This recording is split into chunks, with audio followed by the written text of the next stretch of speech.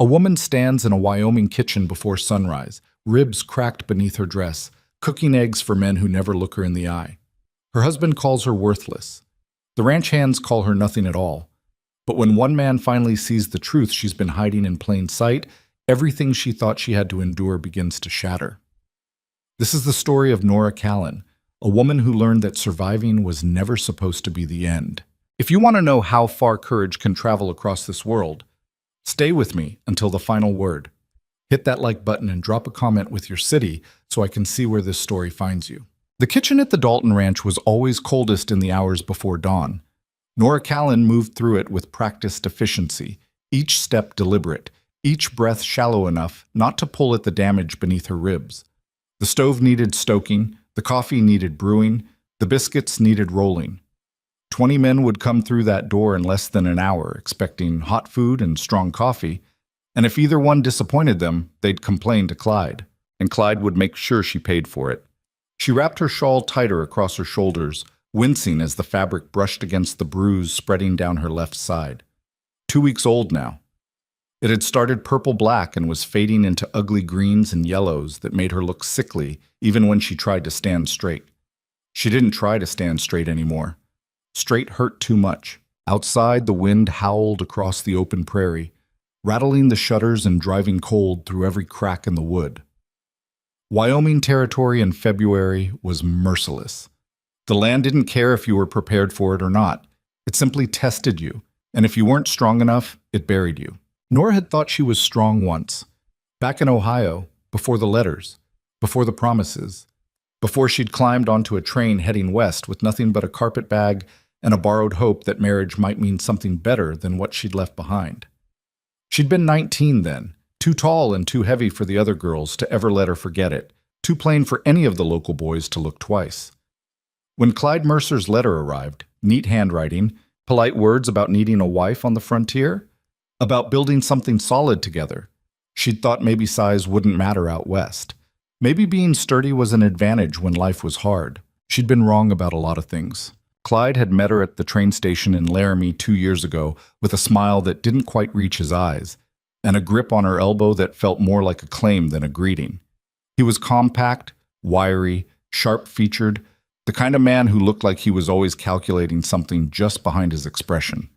He worked at the Dalton Ranch as the livestock foreman, a position that gave him just enough authority to feel important and just enough resentment toward the men above him to make him cruel. The wedding happened 3 days later in a dusty church with 2 witnesses Nora didn't know.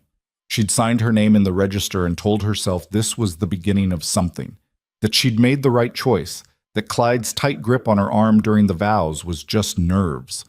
The first time he hit her was 6 weeks after the wedding. She'd overcooked the venison. He'd called her stupid, clumsy, useless. When she tried to apologize, he'd backhanded her hard enough to split her lip. Then he'd stood there, breathing hard, staring at her like he was waiting for something. Defiance, tears, resistance. She'd given him nothing, just silence. And somehow that had made it worse. After that, the pattern set in like rot in old wood. He didn't hit her every day. That would have been too obvious. Instead, he saved it for moments when she failed to meet some invisible standard he never explained. A meal too cold, a shirt not pressed right, a glance that lasted too long in the wrong direction. He was careful, too. Never her face where people would see, always her ribs, her back, her arms where fabric could hide the damage. And when he was finished, he'd smooth his hair, adjust his shirt, and walk out the door like nothing had happened at all. Nora learned not to cry. Crying made him angrier. She learned not to flinch. Flinching made him feel powerful, and when Clyde felt powerful, he got creative. She learned to move through the world like a shadow, soft-footed, quiet-voiced, invisible whenever possible. The ranch gave her one small mercy: distance. Clyde worked long days managing the cattle and the grazing rotations, which meant Nora spent most of her time in the kitchen of the main house, cooking for the ranch hands under the supervision of the previous cook, an older woman named Mabel who'd taken pity on her and taught her everything she knew. When Mabel passed last winter, heart gave out in her sleep, Nora inherited the position. It wasn't freedom, but it was space. Hours where Clyde couldn't reach her. Hours where she could breathe. The ranch hands barely noticed her. She was just the cook, the big quiet woman who kept the biscuits coming and never said much. They didn't know she was married to Clyde. Most of them didn't care. In their world, women were either useful or invisible, and Nora had learned to be both. She cracked eggs into the skillet, the sizzle loud in the silent kitchen. Her hands moved automatically. Flip, season, plate. She'd made the same breakfast hundreds of times, thousands maybe. Muscle memory kept her upright even when the pain in her ribs flared white-hot with every deep breath. The door swung open behind her, letting in a gust of frigid air. "Coffee ready?" Nora didn't turn around. She knew the voice. Rhett Dalton, owner of the ranch, son of the man who'd built it, and the kind of person Nora had learned to avoid whenever possible. Not because he was cruel, he wasn't, but because he noticed things. And being noticed was dangerous. "Yes, sir," she said quietly, nodding toward the pot on the stove. "Help yourself." She heard his boots cross the floor, heard the clink of a tin cup being filled. He didn't leave. Most men grabbed their coffee and walked back out. Rhett stood there silent, and Nora felt the weight of his attention like a hand on her shoulder. "You all right, Mrs. Mercer?" Her stomach dropped. She kept her eyes on the eggs. "Fine, sir. Just tired." "You're holding yourself like something hurts." "I'm fine," she repeated, sharper this time. Then, softer, remembering her place. "Just the cold. Makes everything stiff." There was a pause. A long one. Nora forced herself to keep moving, to crack another egg, to pretend his gaze wasn't cataloging every careful movement she made. "You need anything," Rhett said finally. "You let me know." "Yes, sir." He left. The door closed behind him. Nora exhaled slowly, her hand shaking as she gripped the edge of the stove. She hated when he did that, hated the kindness in his voice, the concern she didn't know how to hold. Kindness was a liability. Kindness made you hope, and hope made everything worse when it got ripped away. The ranch hands started filtering in 20 minutes later, stomping snow off their boots and filling the kitchen with noise. Nora served them in silence, refilling plates and keeping her head down. They ate like men who'd earned it, fast, efficient, already planning the day's work before they'd swallowed the last bite. Clyde arrived late, as he often did, his expression sour. He poured himself coffee and sat at the far end of the table, ignoring Nora completely. That was fine. She preferred being ignored, but then he looked up, eyes narrowing. "You talked to Dalton this morning?" Nora's heart kicked hard against her ribs. "He asked if the coffee was ready. That's all." "That's all?" "Yes." Clyde stared at her, chewing slowly. The other men kept eating, oblivious. Finally, Clyde grunted and went back to his plate. Nora turned back to the stove, pulse hammering in her ears. She'd answered right, she was sure of it. But with Clyde, being right was never a guarantee of safety. The day passed the way most days did, long, cold, exhausting. Nora cleaned the kitchen, prepped the noon meal, served it, cleaned again, prepped supper. Her ribs ached with every movement, a constant reminder that she'd made some mistake she still didn't fully understand. Clyde had come home drunk last week, angrier than usual, ranting about something that had gone wrong with the cattle. She'd tried to stay out of his way, but he'd found her anyway. He always did. By the time supper was finished and the last of the dishes washed, Nora's vision was swimming at the edges. She needed to sit, just for a minute, just long enough to catch her breath. She sank into the chair near the stove, pressing a hand to her side. The warmth from the fire helped, but not much. Nothing really helped except time, and time moves slow when you were hurting. The door opened again. Nora's head snapped up, fear jolting through her before she could stop it. But it wasn't Clyde. It was Rhett, hat in hand, expression unreadable. "Thought you'd be gone by now," he said. "Just finishing up, sir." He stepped further into the room, and Nora fought the urge to stand, to look busy, to give him a reason to leave her alone. But her body wouldn't cooperate. She stayed seated, frozen, waiting. Rhett's gaze dropped to where her hand pressed against her ribs. His jaw tightened. "How long?" he asked quietly. Nora blinked. "Sir? How long have you been hurt?" "I'm not... Don't lie to me." His voice was firm but not harsh. "I've been watching you all day. You can barely breathe without wincing, so I'll ask you again. How long?" Nora's throat closed up. She couldn't answer, couldn't risk it. If she said the wrong thing, if Clyde found out she'd talked... Did he do this? Rhett pressed, and the gentleness in his tone was somehow worse than anger would have been. She shook her head quickly. I fell. That's all. Just clumsy. Mrs. Mercer, I fell, she repeated, louder this time, desperation creeping in. Please, I'm fine. I just need to rest. Rhett stared at her for a long, terrible moment. Then he crouched down in front of her chair, bringing himself to her eye level. It was such an unexpected gesture that Nora forgot to look away. You don't have to protect him, Rhett said quietly. Not here. Not with me. Tears burned at the corners of her eyes, but she blinked them back.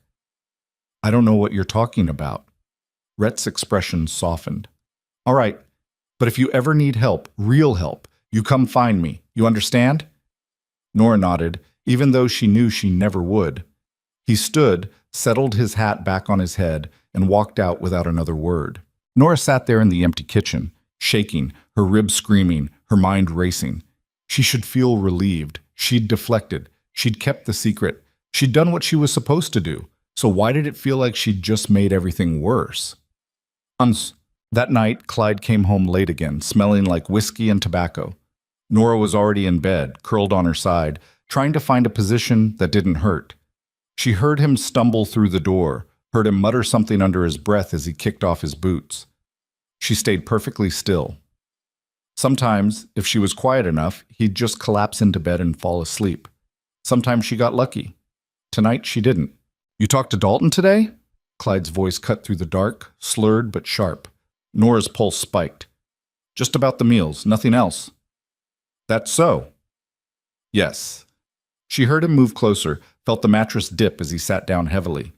His hand found her shoulder, gripping too tight.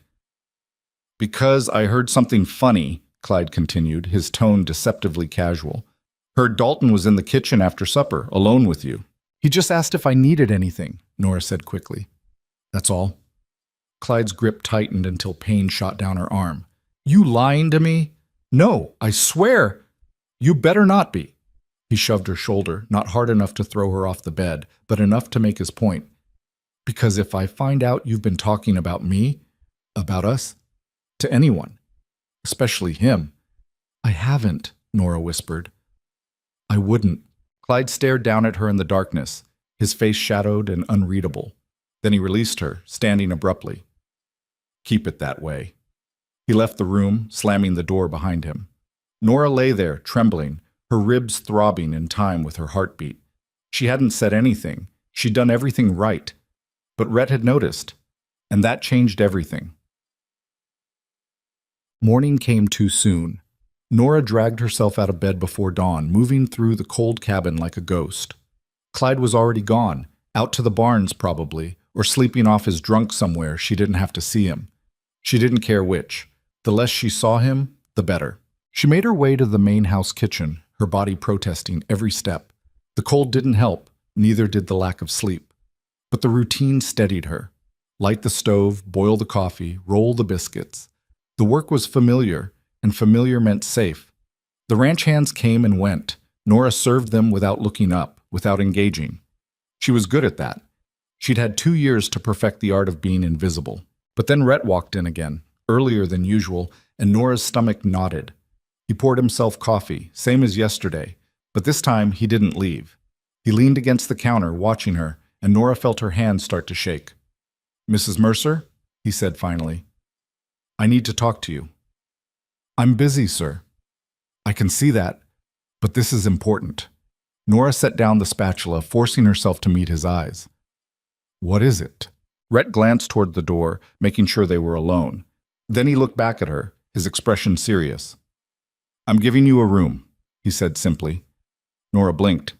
Sir? A room. Here, in the main house.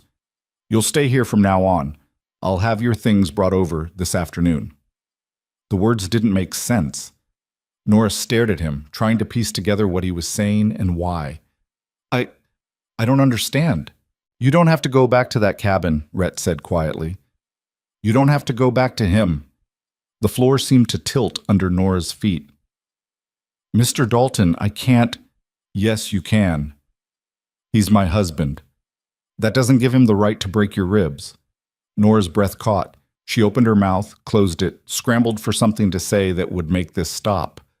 "You don't know—" "I know enough," Rhett interrupted. His voice was calm, steady, immovable. "I know you're hurt. I know you're scared. And I know I've been ignoring it for too long because it wasn't my business. But I'm making it my business now. You're staying here." "Clyde won't. Clyde doesn't run this ranch. I do. And what I say goes." Nora felt something crack open inside her chest, something dangerous and terrifying that felt almost like hope. But hope was a trap. Hope got you hurt worse than anything else. "Please," she whispered, "don't do this." Rhett's expression softened, but his resolve didn't waver. "It's already done. I'll talk to him myself. You just worry about getting yourself healed up." He walked out before she could argue. Nora stood there in the middle of the kitchen, her heart pounding so hard it made her ribs scream. She didn't know whether to cry or run or collapse.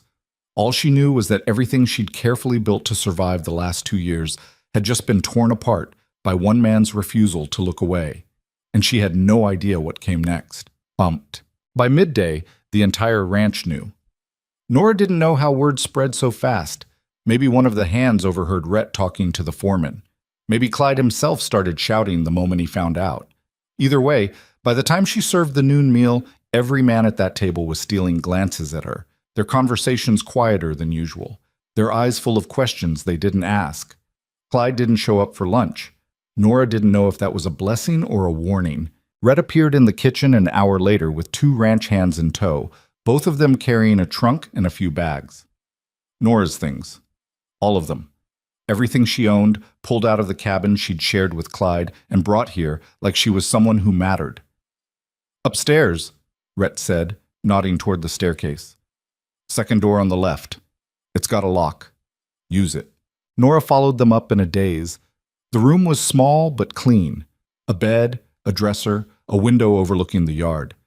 It was more than she'd had in 2 years. It was more than she'd thought she deserved. The ranch hands set her trunk down and left without a word. Rhett lingered in the doorway. "You need anything else?" he asked. Nora shook her head, unable to find her voice. "All right. Lock the door tonight. Don't open it for anyone but me or one of the men you trust. Understood?" She nodded. Rhett hesitated, like he wanted to say something more. Then he just tipped his hat and walked away. Nora stood alone in the room, staring at the lock on the door. A lock. Something she could control, something that might actually keep her safe. She didn't let herself cry. Not yet. Crying meant believing this was real, and she couldn't afford to believe that. Not when Clyde was still out there. Not when she knew he'd come for her eventually. Because men like Clyde didn't let go. They didn't forgive. And they never, ever forgot. Done. Night fell fast on the prairie, swallowing the ranch in cold darkness. Nora stayed in her room, door locked, curtains drawn. She'd tried to eat the plate of food Rhett had sent up, but her stomach was too tight to hold anything down. Instead, she sat on the edge of the bed, hands folded in her lap, listening. For footsteps. For voices. For Clyde. He came just after midnight. Nora heard him before she saw him, his boots on the porch, his fist pounding on the front door of the main house. She heard Rhett's voice, calm and firm, telling him to leave. She heard Clyde shout something back, slurred and furious. Then she heard the crash. Nora bolted to the window, peering down into the yard. Clyde was on the ground, Rhett standing over him, 2 other ranch hands holding lanterns. Clyde scrambled to his feet, swaying, pointing up at the house. "That's my wife!" he roared. "You got no right!" "You lost your rights when you put your hands on her," Rhett said coldly. "Now get off my property before I have you thrown off." Clyde lunged. Rhett sidestepped, and one of the ranch hands, a broad-shouldered man named Tom, grabbed Clyde by the collar and hauled him back. "She's lying," Clyde spat. "She's a liar and a whore, and you're a fool if you believe her." Rhett stepped forward, close enough that Nora could see the tension in his shoulders, even from the window. "You touch her again," he said quietly, "and I'll kill you myself. That clear?" Clyde stared at him, chest heaving. Then he spat on the ground and staggered back toward the darkness. "This ain't over," he shouted. "You hear me? This ain't over." The ranch hands watched him disappear into the night. Rhett stood there a moment longer, then turned and walked back inside. Nora sank down onto the bed, shaking so hard her teeth chattered. She pressed her hands over her mouth, trying to hold in the sob clawing its way up her throat. It wasn't over. Clyde had said so himself. And deep down, Nora had always known it wouldn't be. The next morning arrived with a silence that felt heavier than the cold. Nora woke to pale light filtering through the curtains, her body stiff and aching, her mind already racing through everything that had happened the night before. She'd barely slept. Every creak of the house, every gust of wind against the windows had sent her heart hammering, convinced Clyde had found a way back in. But the lock had held. The door hadn't opened. She was still here. She dressed slowly, her fingers fumbling with buttons and laces. The bruises on her ribs had darkened overnight, spreading like spilled ink across her skin. Just looking at them made her feel sick. She pulled her dress tight and wrapped her shawl around her shoulders, covering as much as she could. When she finally unlocked the door and stepped into the hallway, the house was quiet. Too quiet. She made her way downstairs, each step careful, listening for voices or movement. The kitchen was empty when she arrived, the stove cold, no coffee brewing. For a moment, Nora just stood there, uncertain. This was her job. She was supposed to have breakfast ready before the men came in, but nothing felt normal anymore. Nothing felt safe. She lit the stove with shaking hands and started the coffee, forcing herself into the familiar rhythm. Work was the only thing that made sense right now. Work kept her hands busy and her mind from spiraling into all the ways this could go wrong. Rhett appeared in the doorway just as the coffee began to boil. He looked like he hadn't slept much either. His shirt wrinkled, his jaw tight, shadows under his eyes. "You're up early," he said. "Habit," Nora replied, not looking at him. She busied herself with the biscuits, rolling dough that didn't need rolling yet. Rhett crossed to the stove and poured himself a cup of coffee. He didn't say anything for a long moment, just stood there watching her work. Finally, he cleared his throat. "He won't come back here," Rhett said quietly. "I made that clear last night." Nora's hands stilled. "He will. You don't know him like I do." "Maybe not, but I know men like him. They're loud when they think they've got power, but they fold the second someone pushes back." "He's not going to fold," Nora said, her voice barely above a whisper. "He's going to make this worse, for both of us." Rhett set his cup down and turned to face her fully. "Let him try. I've dealt with worse than Clyde Mercer." Nora wanted to believe him. She wanted to believe that Rhett's confidence was enough to keep her safe, that the lock on her door and the ranch hands loyal to him would be enough to hold Clyde back.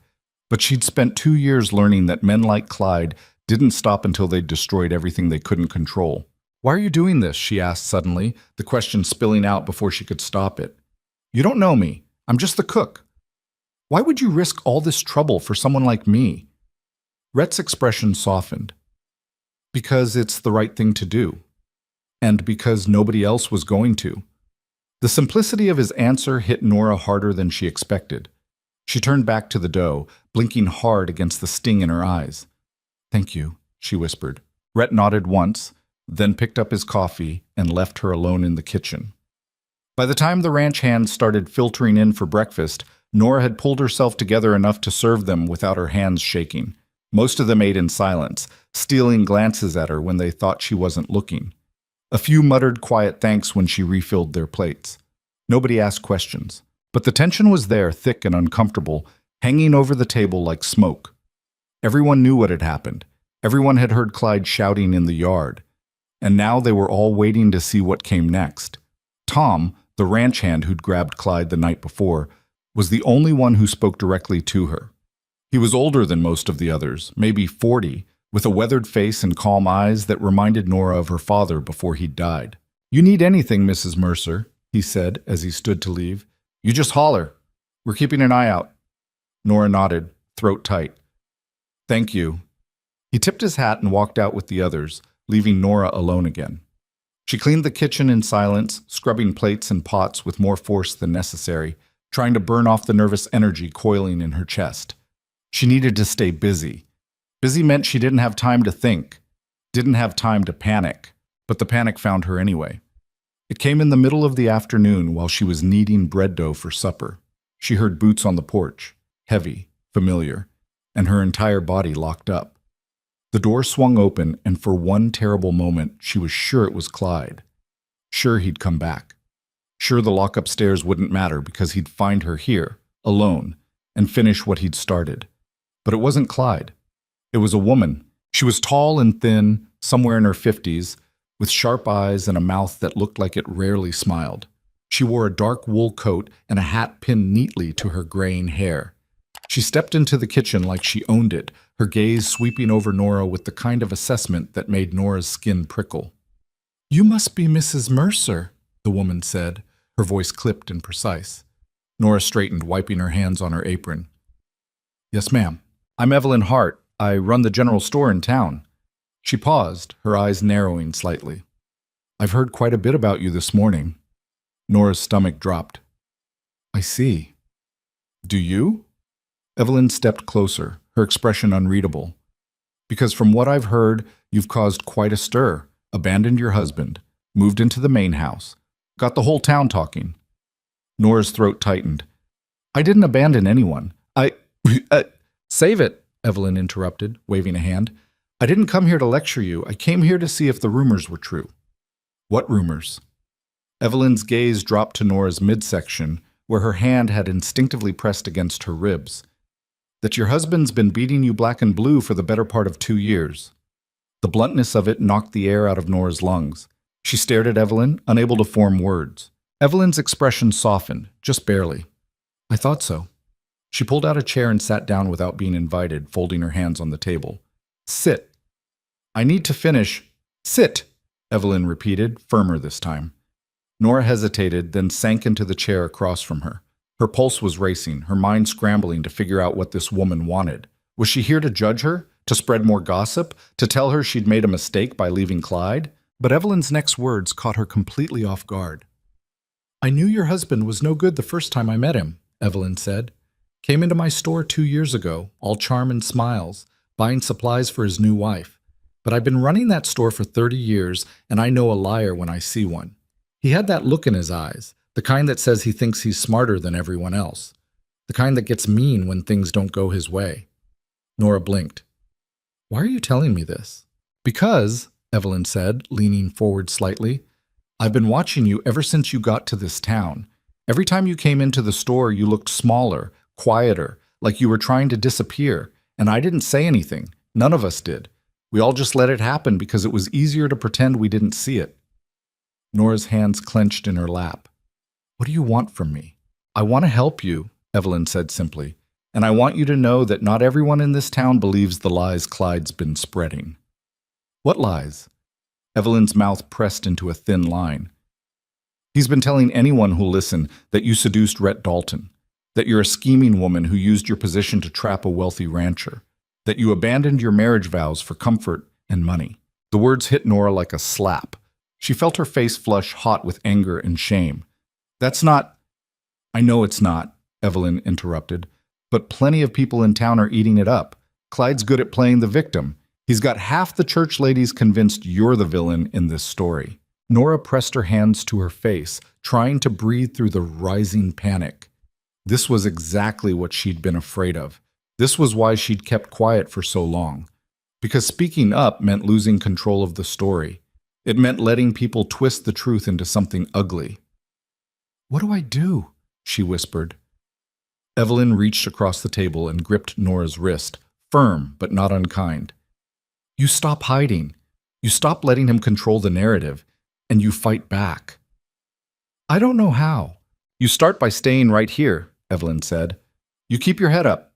You let people see you're not ashamed because you have nothing to be ashamed of. And when the time comes, you make sure the truth gets told. The real truth. Not his version." Nora stared at her, hope and fear warring in her chest. "You really think anyone will believe me?" "I believe you," Evelyn said. "And I'm not the only one. There are more people on your side than you think. You just have to be brave enough to let them help you." Before Nora could respond, the door opened again, and Rhett walked in. He stopped short when he saw Evelyn, his expression guarded. "Mrs. Hart," he said carefully, "didn't expect to see you out here." "I came to check on Mrs. Mercer," Evelyn replied, standing. "Wanted to make sure she was all right after last night's excitement." Rhett's jaw tightened. "She's fine." "Good." Evelyn turned back to Nora. "You remember what I said, and if you need anything, Anything at all, you come find me. Nora nodded, unable to find her voice. Evelyn swept out of the kitchen, leaving Rhett and Nora alone. Rhett watched her go, then looked at Nora. What did she want? To help, Nora said quietly. I think. Rhett studied her for a long moment. You trust her? I don't know, Nora admitted. But she's the first person besides you who's acted like I'm not crazy for leaving. Rhett nodded slowly. All right, but be careful. People in town are going to have opinions, and not all of them are going to be kind. I know. He hesitated, then added, You're doing the right thing, Mrs. Mercer, even if it doesn't feel like it right now. Nora wanted to believe him, but right now the right thing felt an awful lot like the hardest thing she'd ever done. The rest of the day passed in a blur. Nora cooked supper, served it, cleaned up. The ranch hands were quieter than usual, but not unfriendly. A few of them, Tom, a younger man named Ben, and a grizzled cowboy called Hank, lingered after the meal to help her carry dishes or stoke the fire. Small gestures, but they mattered. They reminded her that not everyone thought she was the villain Clyde was painting her to be. That night, Nora locked herself in her room again and sat by the window, watching the yard below. The ranch was still, peaceful. But she couldn't shake the feeling that something was coming, that Clyde wasn't done, that this fragile safety Rhett had given her was temporary at best. She thought about what Evelyn had said, about fighting back, about letting the truth be told. But how did you fight a man who'd spent 2 years convincing the world you were worthless? How did you tell the truth when no one wanted to hear it? Nora didn't have the answers, but as she sat there in the dark, staring out at the empty prairie, she made herself a promise.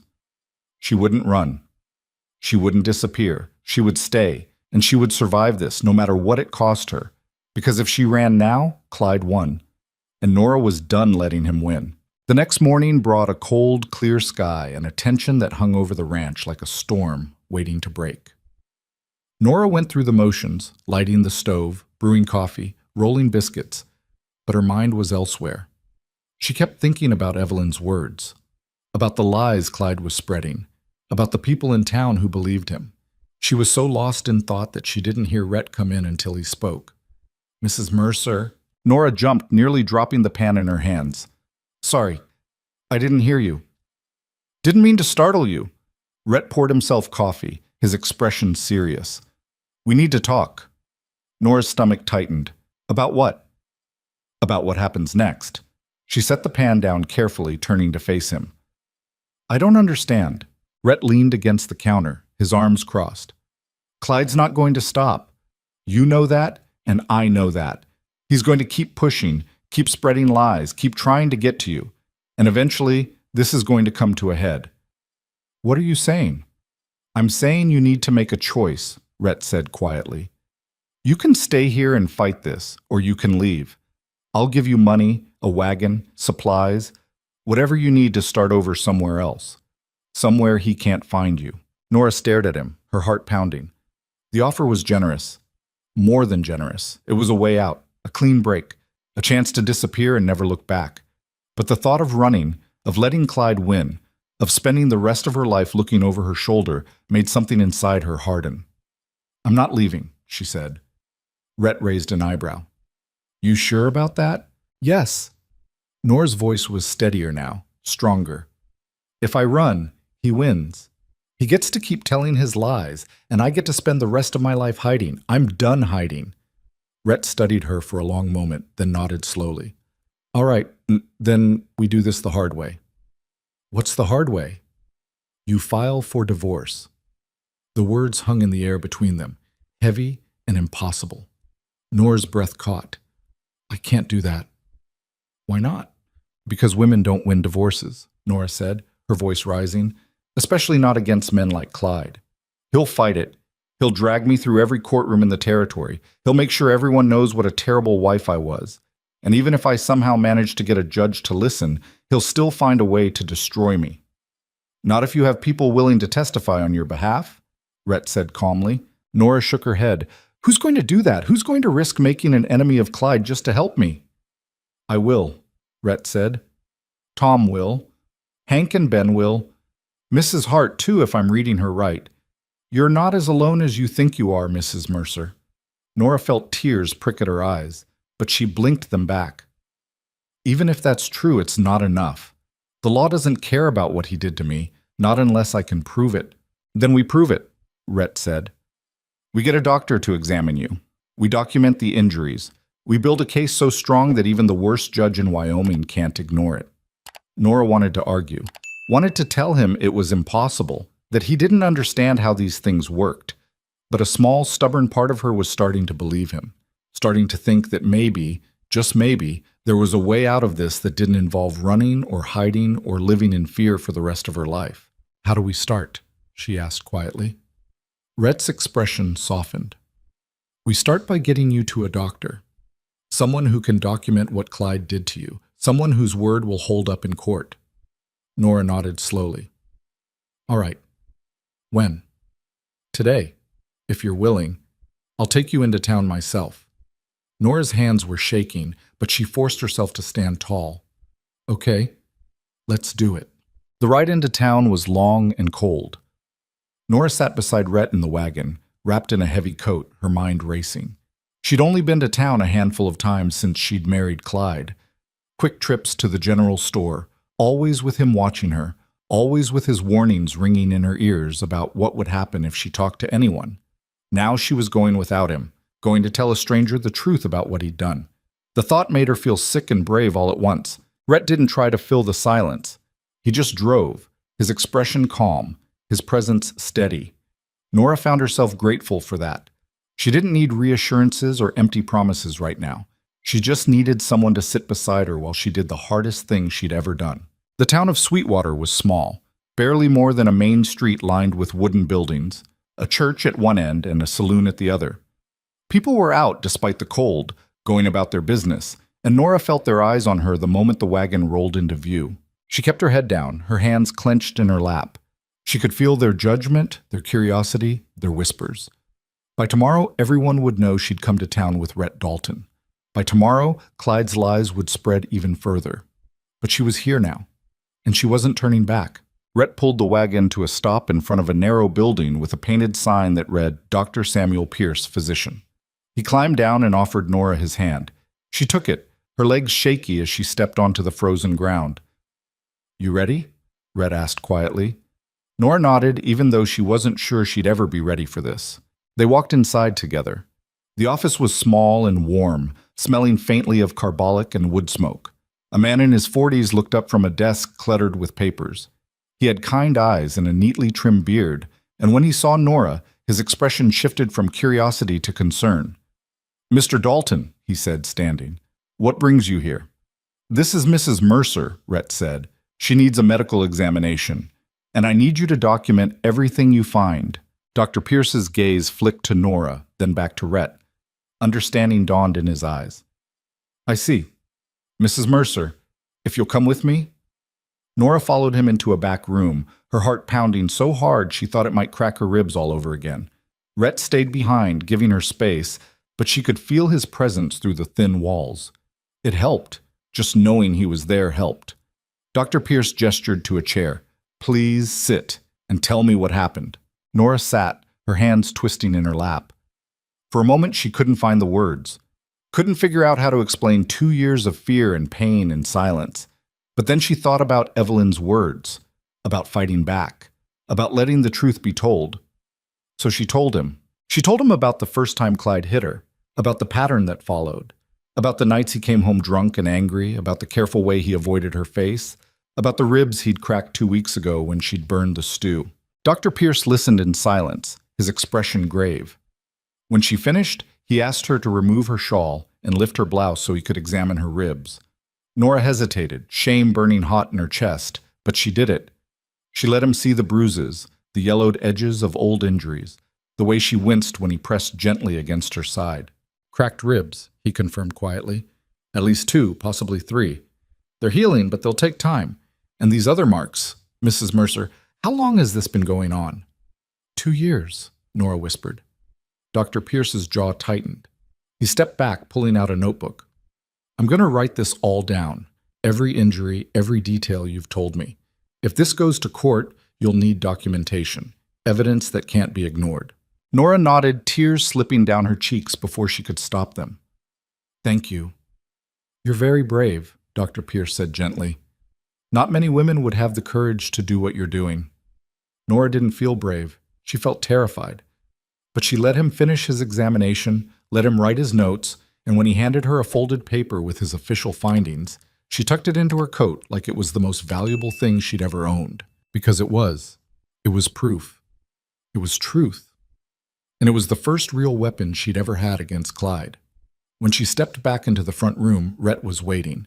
He stood when he saw her, his eyes searching her face. You all right? He asked. Nora nodded. I think so. Dr. Pierce followed her out, handing Rhett a second copy of the report. Mr. Dalton, if you're serious about helping Mrs. Mercer, she's going to need a lawyer. A good one. I know, Rhett said. I've already got someone in mind. Dr. Pierce nodded, then turned back to Nora. Mrs. Mercer, if you need anything, medical care, testimony, anything at all, you send for me. I mean that. Thank you, Nora said, her voice thick. They left the office together, stepping back out into the cold.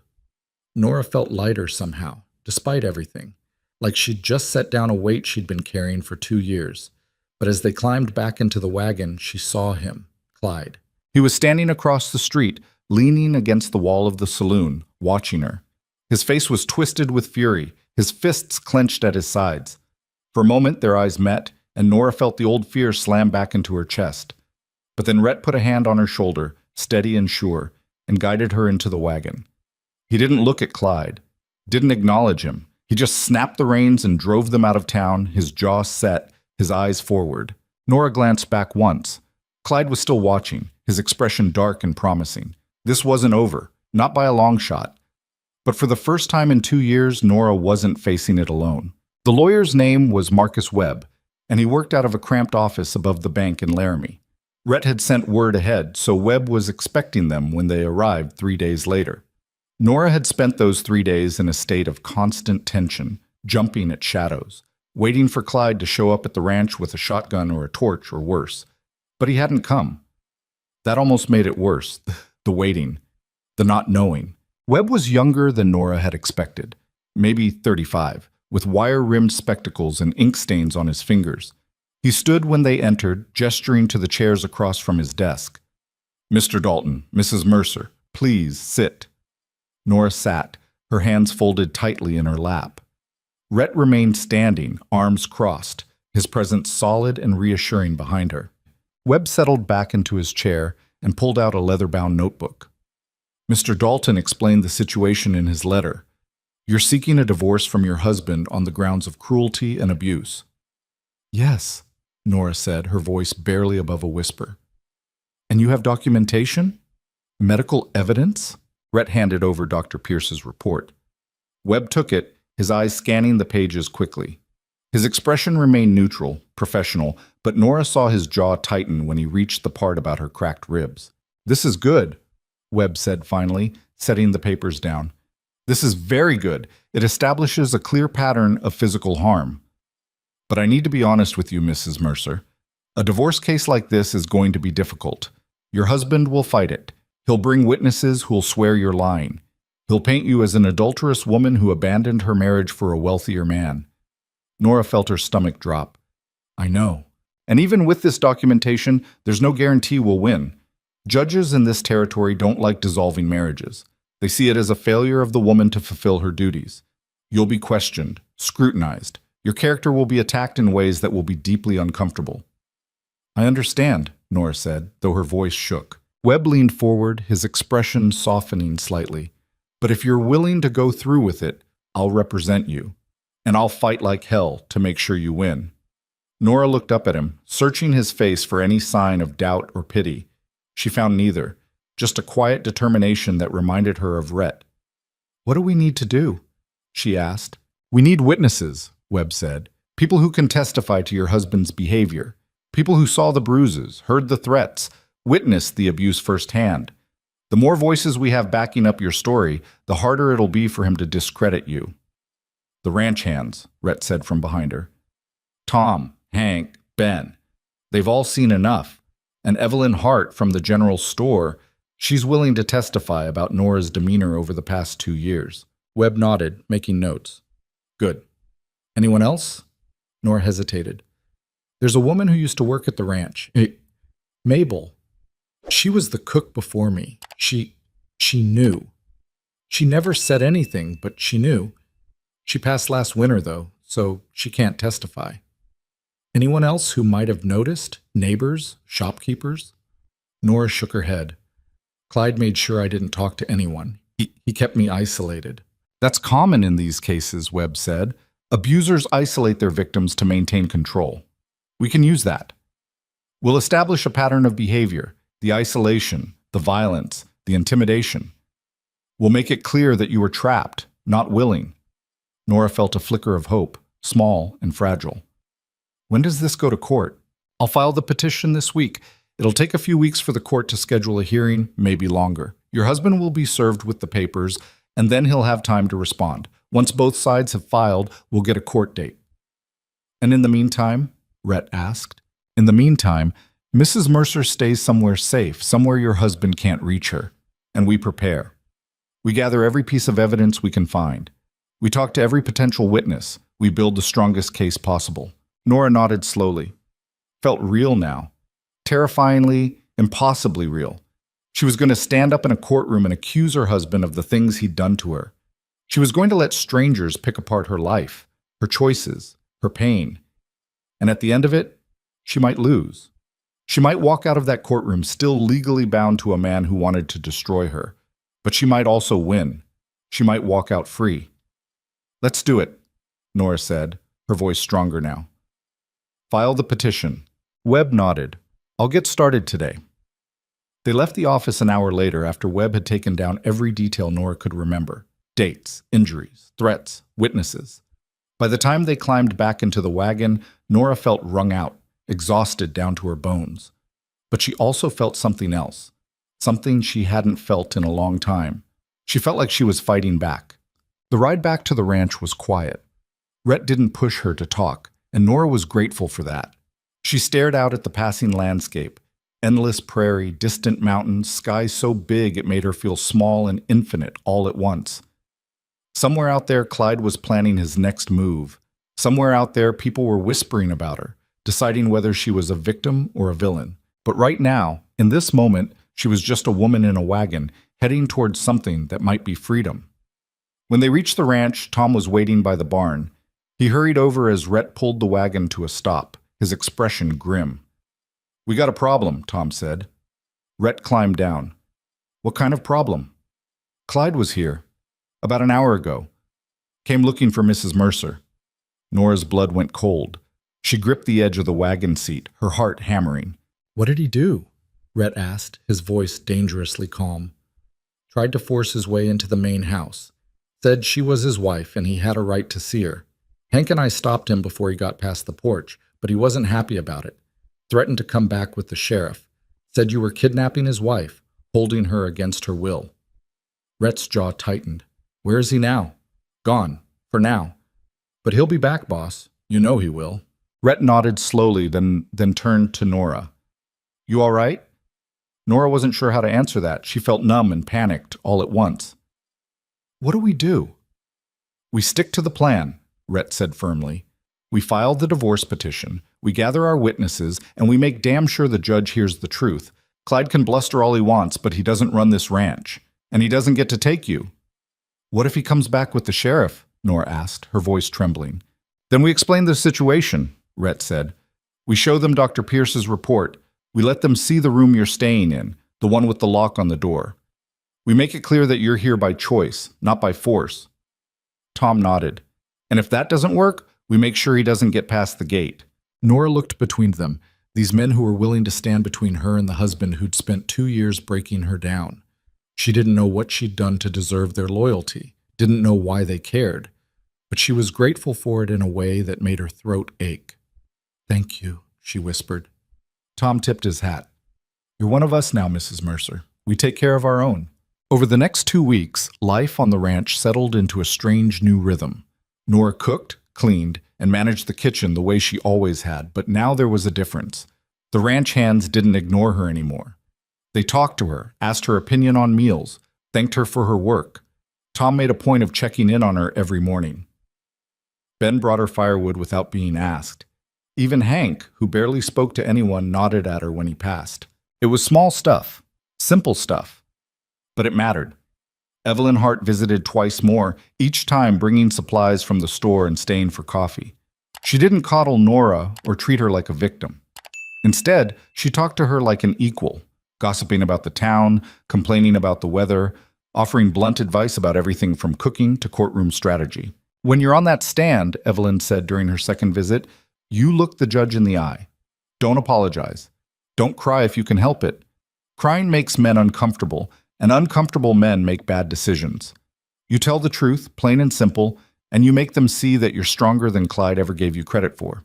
Nora absorbed it all, storing it away for the day she'd need it, because that day was coming. Webb had sent word that the petition had been filed and Clyde had been served. The court date was set for 3 weeks out. 3 weeks until Nora would stand in front of a judge and fight for her freedom. Clyde didn't come back to the ranch, but his presence hung over everything like a storm cloud. Nora knew he was out there, plotting, gathering his own witnesses, preparing his own version of events. She knew he wouldn't go down without a fight. Men like Clyde never did. The nights were the hardest. Alone in her room, door locked, Nora lay awake and replayed every moment of the last 2 years. Every beating, every threat, every time she'd convinced herself that staying was safer than leaving. She'd been wrong about that. Staying had nearly killed her, but she'd also been wrong about something else. She'd thought she was weak, thought she was broken beyond repair.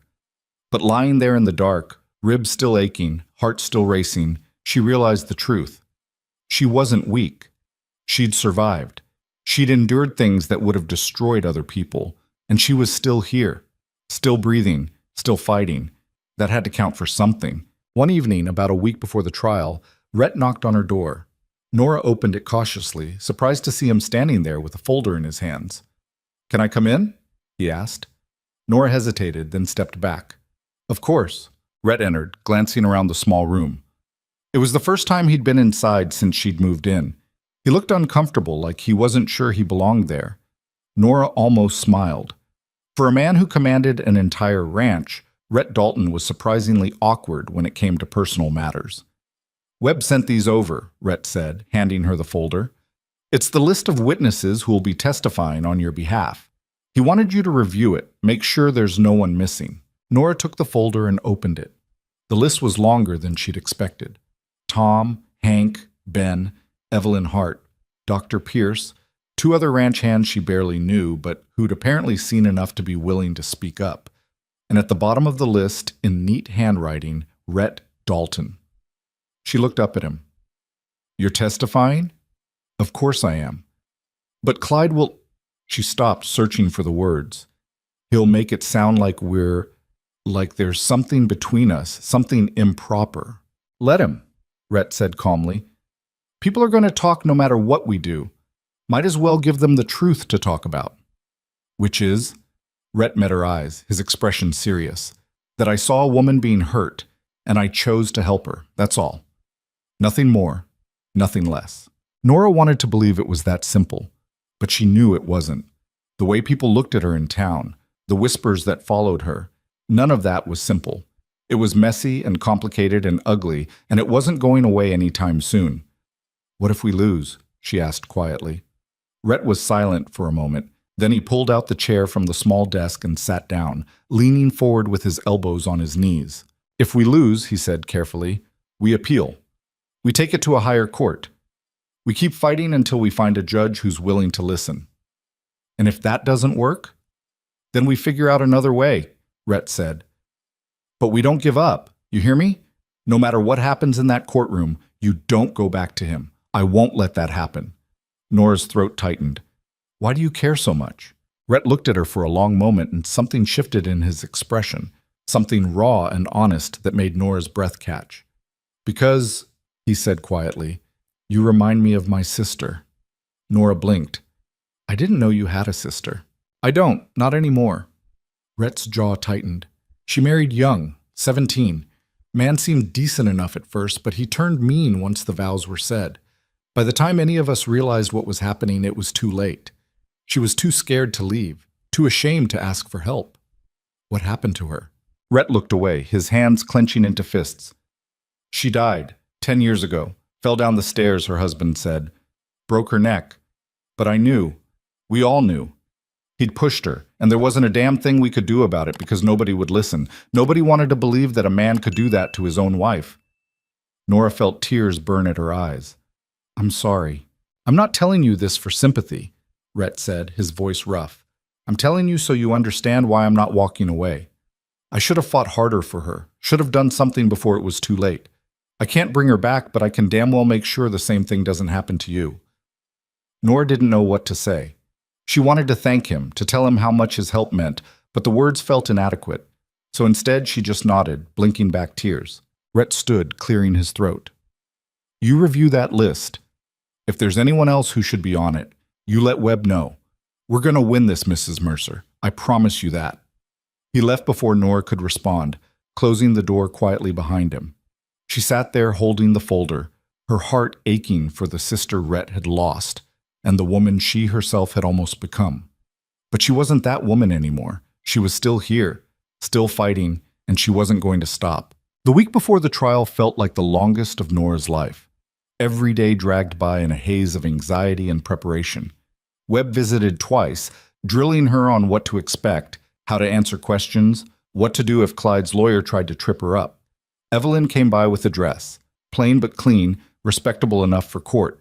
You need to look like a woman who's been through hell but survived it, Evelyn said, holding the dress up for inspection. Not broken, not defeated, just worn down and ready to stand back up. Nora tried the dress on. It fit well enough, though it hung a little loose around her shoulders. She'd lost weight over the past few weeks without really noticing. Stress did that, she supposed. The night before the trial, Nora couldn't sleep. She lay in bed staring at the ceiling, her mind racing through everything that could go wrong. What if the judge didn't believe her? What if Clyde's witnesses were more convincing? What if she froze on the stand and couldn't get the words out? She finally gave up on sleep around 3 in the morning and crept downstairs to the kitchen. She lit a lamp and started making bread, needing something to do with her hands. The rhythmic kneading helped calm her nerves, grounding her in the familiar. She didn't hear Rhett come in until he spoke. Couldn't sleep either? Nora jumped, nearly dropping the dough. You scared me. Sorry. Rhett poured himself a cup of coffee from the pot that was always simmering on the stove. Big day tomorrow. I know. You ready? Nora laughed, but it came out shaky. No, but I don't think I'm ever going to be ready, so I might as well just do it. Rhett leaned against the counter, watching her work. You're braver than you think you are. I don't feel brave. Brave people never do, Rhett said. That's what makes them brave. They're scared as hell, but they do the hard thing anyway. Nora shaped the dough into a loaf and set it aside to rise. Her hands were shaking, and she pressed them flat against the counter to steady them. What if I say the wrong thing? She asked quietly. What if I mess this up? You won't. You don't know that. I know you, Rhett said firmly. I know you've survived 2 years of hell, and you're still standing. I know you walked into that doctor's office and told the truth, even though it scared you half to death. I know you're strong enough to do this. Nora wanted to believe him, but doubt was a heavy thing, and it had been sitting on her chest for so long she didn't know how to shake it. What if he wins? She whispered. Rhett set down his coffee and crossed to where she stood. He didn't touch her, just stood close enough that she could feel the warmth of his presence. Then we figure out what comes next, he said quietly. But you're not going back to him. No matter what that judge says, you're not going back. I'll make sure of it. Nora looked up at him, tears blurring her vision. I don't know how to thank you. You don't have to thank me, Rhett said. You just have to keep fighting. Can you do that? Nora thought about her sister-in-law, the woman Rhett had lost. She thought about all the other women who'd stayed silent, who'd disappeared, who'd been buried under lies and violence and shame. She thought about the version of herself who'd believed she deserved what Clyde did to her. And then she thought about the woman she was becoming, the one who'd walked out of that cabin, the one who'd told Dr. Pierce the truth, the one who was about to stand up in a courtroom and demand to be heard. Yes, Nora said, her voice steady. I can do that. The courtroom in Laramie was smaller than Nora had expected. Just a simple wooden room with benches for spectators, a raised platform for the judge, and 2 tables facing forward, one for her and Webb, one for Clyde and his lawyer. The walls were bare except for a faded flag hanging behind the judge's bench. It looked more like a schoolhouse than a place where lives were decided. Nora sat beside Webb at their table, her hands folded in her lap to keep them from shaking. She'd worn the dress Evelyn had given her, pinned her hair back neatly, and forced herself to sit up straight even though her ribs still ached. Rhett sat in the first row behind her, solid and steady, and she drew strength from knowing he was there. Clyde sat at the other table with his lawyer, a sharp-faced man named Garrett, who looked like he enjoyed making people squirm. Clyde himself was dressed better than Nora had ever seen him. Clean shirt, pressed trousers, hair slicked back. He looked respectable. Charming, even. And when the judge entered and everyone stood, Clyde stood taller than anyone, his expression calm and confident. Nora's stomach twisted. This was the version of Clyde the world saw. The version that smiled and made polite conversation and convinced everyone he was a good man wronged by an ungrateful wife. She knew what he looked like behind closed doors, wild-eyed and vicious, fist swinging, voice full of venom. But no one else did. And that was the problem. The judge was an older man with white hair and a stern face that gave nothing away. He settled into his seat, shuffled some papers, and then looked up. "This is the matter of Mercer versus Mercer," he said, his voice flat and official. "Petition for divorce filed by the wife, Nora Mercer, on grounds of cruelty. Mr. Webb, you may proceed." Webb stood, straightening his jacket. "Thank you, Your Honor. This case is straightforward. My client, Mrs. Nora Mercer, has endured 2 years of systematic physical and emotional abuse at the hands of her husband, Clyde Mercer. She has documented medical evidence of this abuse, as well as multiple witnesses who will testify to Mr. Mercer's violent behavior. We are asking the court to dissolve this marriage and grant Mrs. Mercer her freedom." Garrett stood next, his smile smooth. "Your Honor, what we have here is a sad case of a wife abandoning her husband for a wealthier man. Mrs. Mercer has fabricated these allegations to justify her infidelity and her decision to move into the home of Mr. Rhett Dalton, a wealthy rancher. This is not a case of abuse. This is a case of adultery and greed." Nora's face burned. She wanted to stand up and shout that it was a lie, that she'd never been unfaithful, that Garrett was twisting everything. But Webb had warned her about this, had told her to stay calm, to let the evidence speak for itself. The judge waved a hand. "We'll hear the evidence and decide. Mr. Webb, call your first witness." Webb called Dr. Pierce first. The doctor took the stand and testified clearly and professionally, describing Nora's injuries in clinical terms that made them sound even worse than they'd felt. He presented his written report, pointing out the cracked ribs, the pattern of bruising, the signs of repeated trauma. Garrett cross-examined him aggressively. "Doctor, is it possible Mrs. Mercer sustained these injuries through some means other than her husband? A fall, perhaps? An accident?" "It's possible," Dr. Pierce admitted, "but unlikely. The pattern of bruising suggests repeated blows over an extended period, and Mrs. Mercer's account was consistent and detailed." "But you're taking her word for it," Garrett pressed. "You didn't witness any of this alleged abuse yourself." "No, but I've been a physician for 20 years, and I know the difference between an accident and intentional harm." Garrett smiled thinly. "Of course you do." Next, Webb called Tom. The ranch hand testified about the night Clyde had shown up at the ranch, drunk and shouting, demanding to see Nora. He described the way Clyde had tried to force his way into the house, the threats he'd made, the way he'd had to be physically restrained. Garrett's cross-examination was brutal. "Mr. Tom, you work for Mr. Dalton, correct?" "Yes." "And Mr. Dalton pays your wages?" "Yes." "So you have a vested interest in supporting his version of events, don't you?"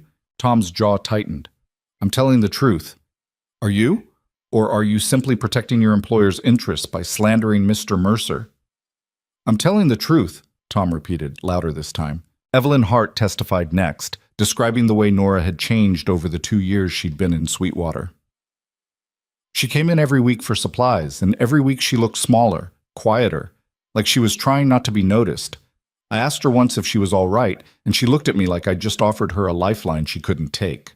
That's not a woman who's happy. That's a woman who's scared. Garrett tried to shake her, but Evelyn didn't budge. She stared him down like a schoolteacher facing a misbehaving student, and when Garrett finally dismissed her, she walked off the stand with her head high. Then it was Nora's turn.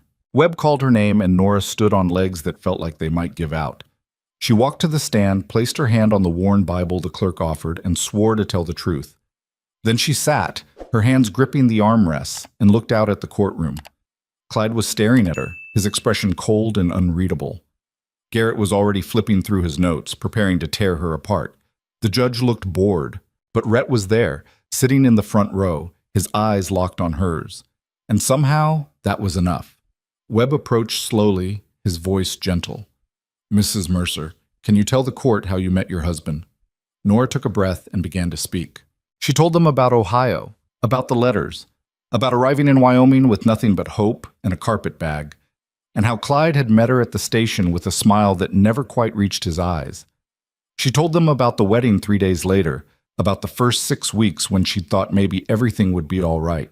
And then she told them about the first time he hit her. Webb guided her through it gently, asking questions that let her tell the story in her own words. When did it start? How often did it happen? Where did he hit you? Did you tell anyone? Nora answered each question as steadily as she could, though her voice shook and her hands trembled in her lap.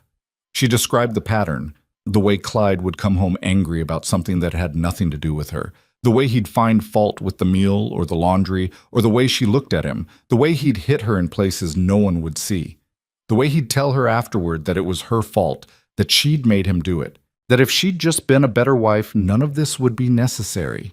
"And 2 weeks ago?" Webb asked quietly. "What happened 2 weeks ago?" Nora swallowed hard. "I burned the stew. It stuck to the bottom of the pot. I tried to scrape it off, but it was ruined. When Clyde came home and saw it, he—" Her voice broke. She took a breath and forced herself to continue. "He grabbed me by the arm and threw me against the wall. I hit the corner of the table. I felt something crack. I couldn't breathe right for days." "And that's when you went to see Dr. Pierce?" "No. That's when Mr. Dalton noticed I was hurt and took me to see Dr. Pierce." Webb nodded. "Why didn't you go yourself?" "Because Clyde would have found out. And if he found out I'd told anyone, it would have been worse." "Worse how?" Nora looked down at her hands. "He told me once that if I ever left him, he'd kill me. That no one would believe me if I said anything, because I was just a fat, stupid woman who didn't know how good she had it. That I'd end up dead in a ditch somewhere and nobody would care." The courtroom was silent. Nora could feel everyone staring at her, the judge, the spectators, Clyde, especially Clyde. She forced herself not to look at him.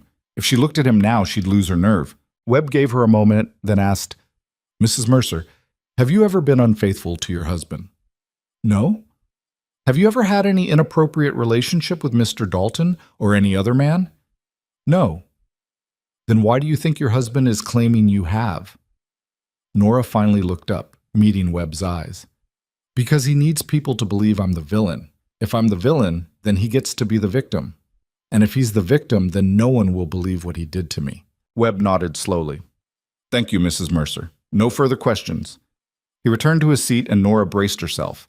This was the part she'd been dreading, the part where Clyde's lawyer would try to tear her apart.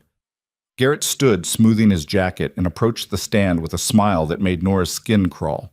"Mrs. Mercer," he began, his voice dripping with false sympathy. "I'm sorry for what you say you've endured, truly. But I have to ask you some difficult questions. You understand?" Nora nodded, not trusting her voice. "You testified that your husband hit you for the first time 6 weeks after your wedding. Is that correct?" "Yes." "And yet you stayed with him for 2 more years. Why?" Nora's throat tightened. "Because I was scared.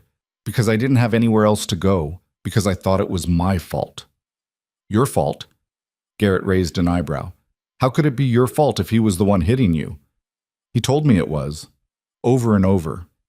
And after a while I started to believe him." "I see. So you admit that your judgment was impaired, that perhaps your perception of events was colored by fear and confusion." "I'm not confused about what he did to me. Aren't you?" Garrett tilted his head.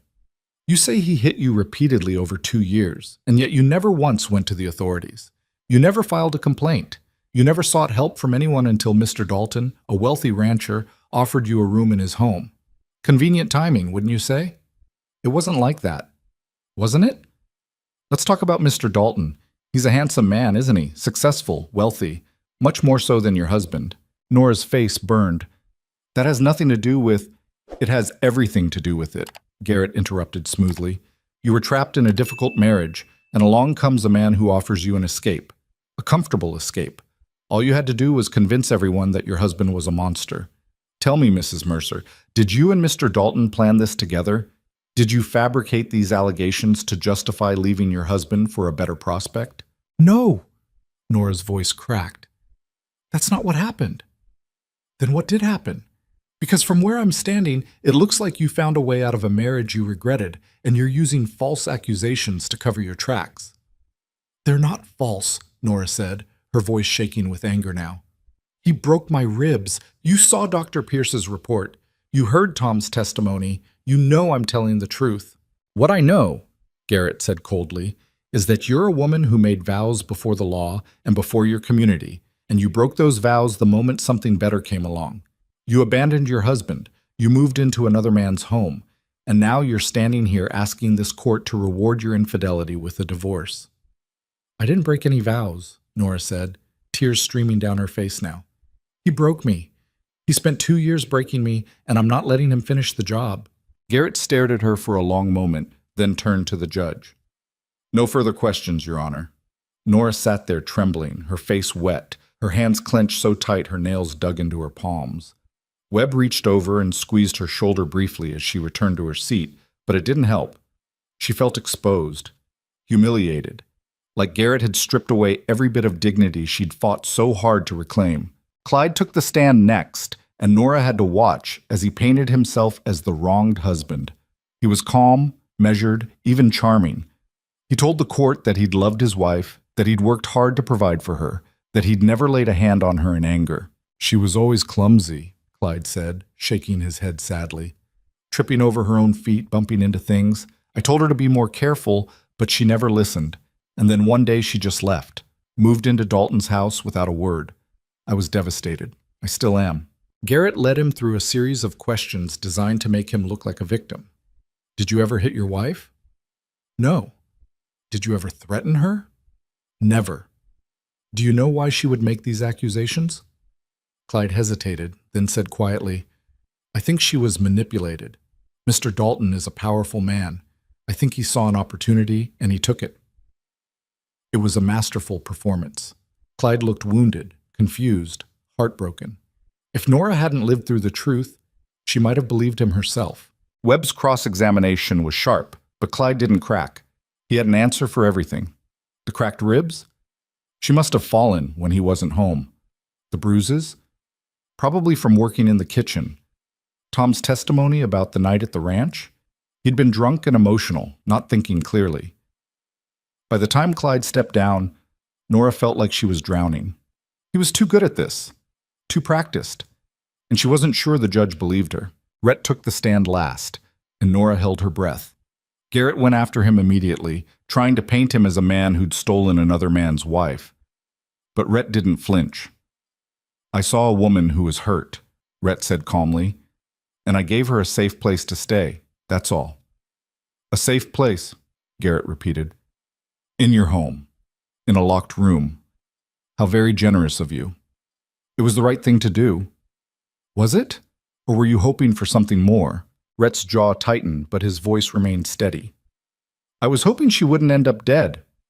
The courtroom went silent. Garrett opened his mouth, then closed it again. Rhett leaned forward slightly, his eyes locked on the judge. My sister died 10 years ago, Rhett said quietly.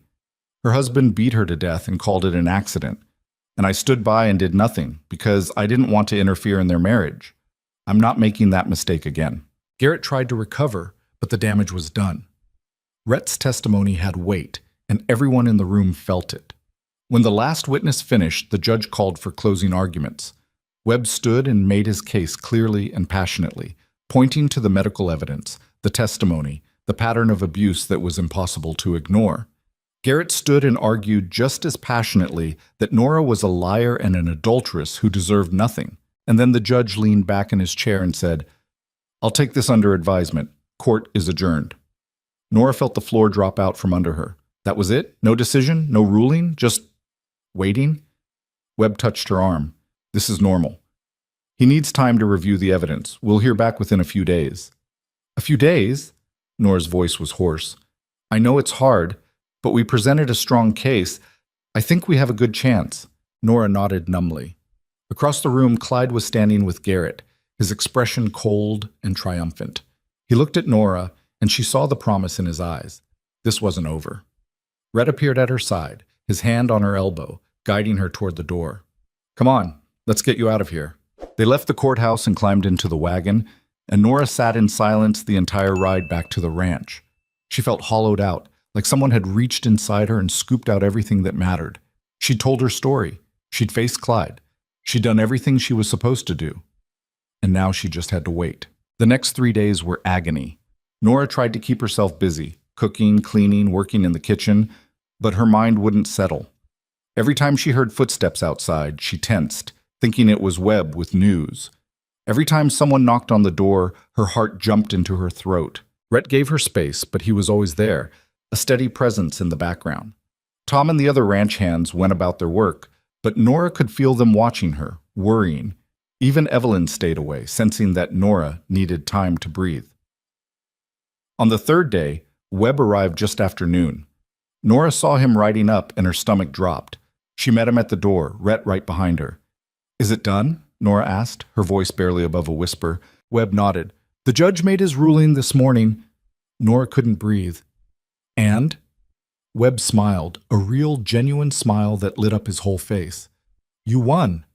The words didn't make sense at first. Nora just stared at him, trying to process what he'd said. Won. She'd won. "The marriage is dissolved," Webb continued. "The judge found in your favor on all counts. He said the evidence was overwhelming and that Mr. Mercer's testimony lacked credibility. You're free, Mrs. Mercer. You're free." Nora's legs gave out. Rhett caught her before she hit the floor, his arms strong and steady around her. She clung to him, gasping for air, her entire body shaking. Free. She was free. "It's over," Rhett said quietly, his voice rough with emotion. "It's over." Nora sobbed into his shoulder, 2 years of fear and pain pouring out of her all at once. She cried until there was nothing left, and Rhett just held her, not saying anything, just letting her break apart and start putting herself back together. When she finally pulled away, her face was wet and her eyes were swollen, but she felt lighter than she had in years. Webb was smiling, Tom and the other ranch hands had gathered on the porch, and even the sky seemed brighter. "What happens now?" Nora asked, her voice hoarse. "Now you live your life," Webb said simply. "Clyde has no legal claim on you. You're your own person. You can go wherever you want, do whatever you want. You're free." Nora looked at Rhett, and he nodded. "You can stay here as long as you want, or you can leave.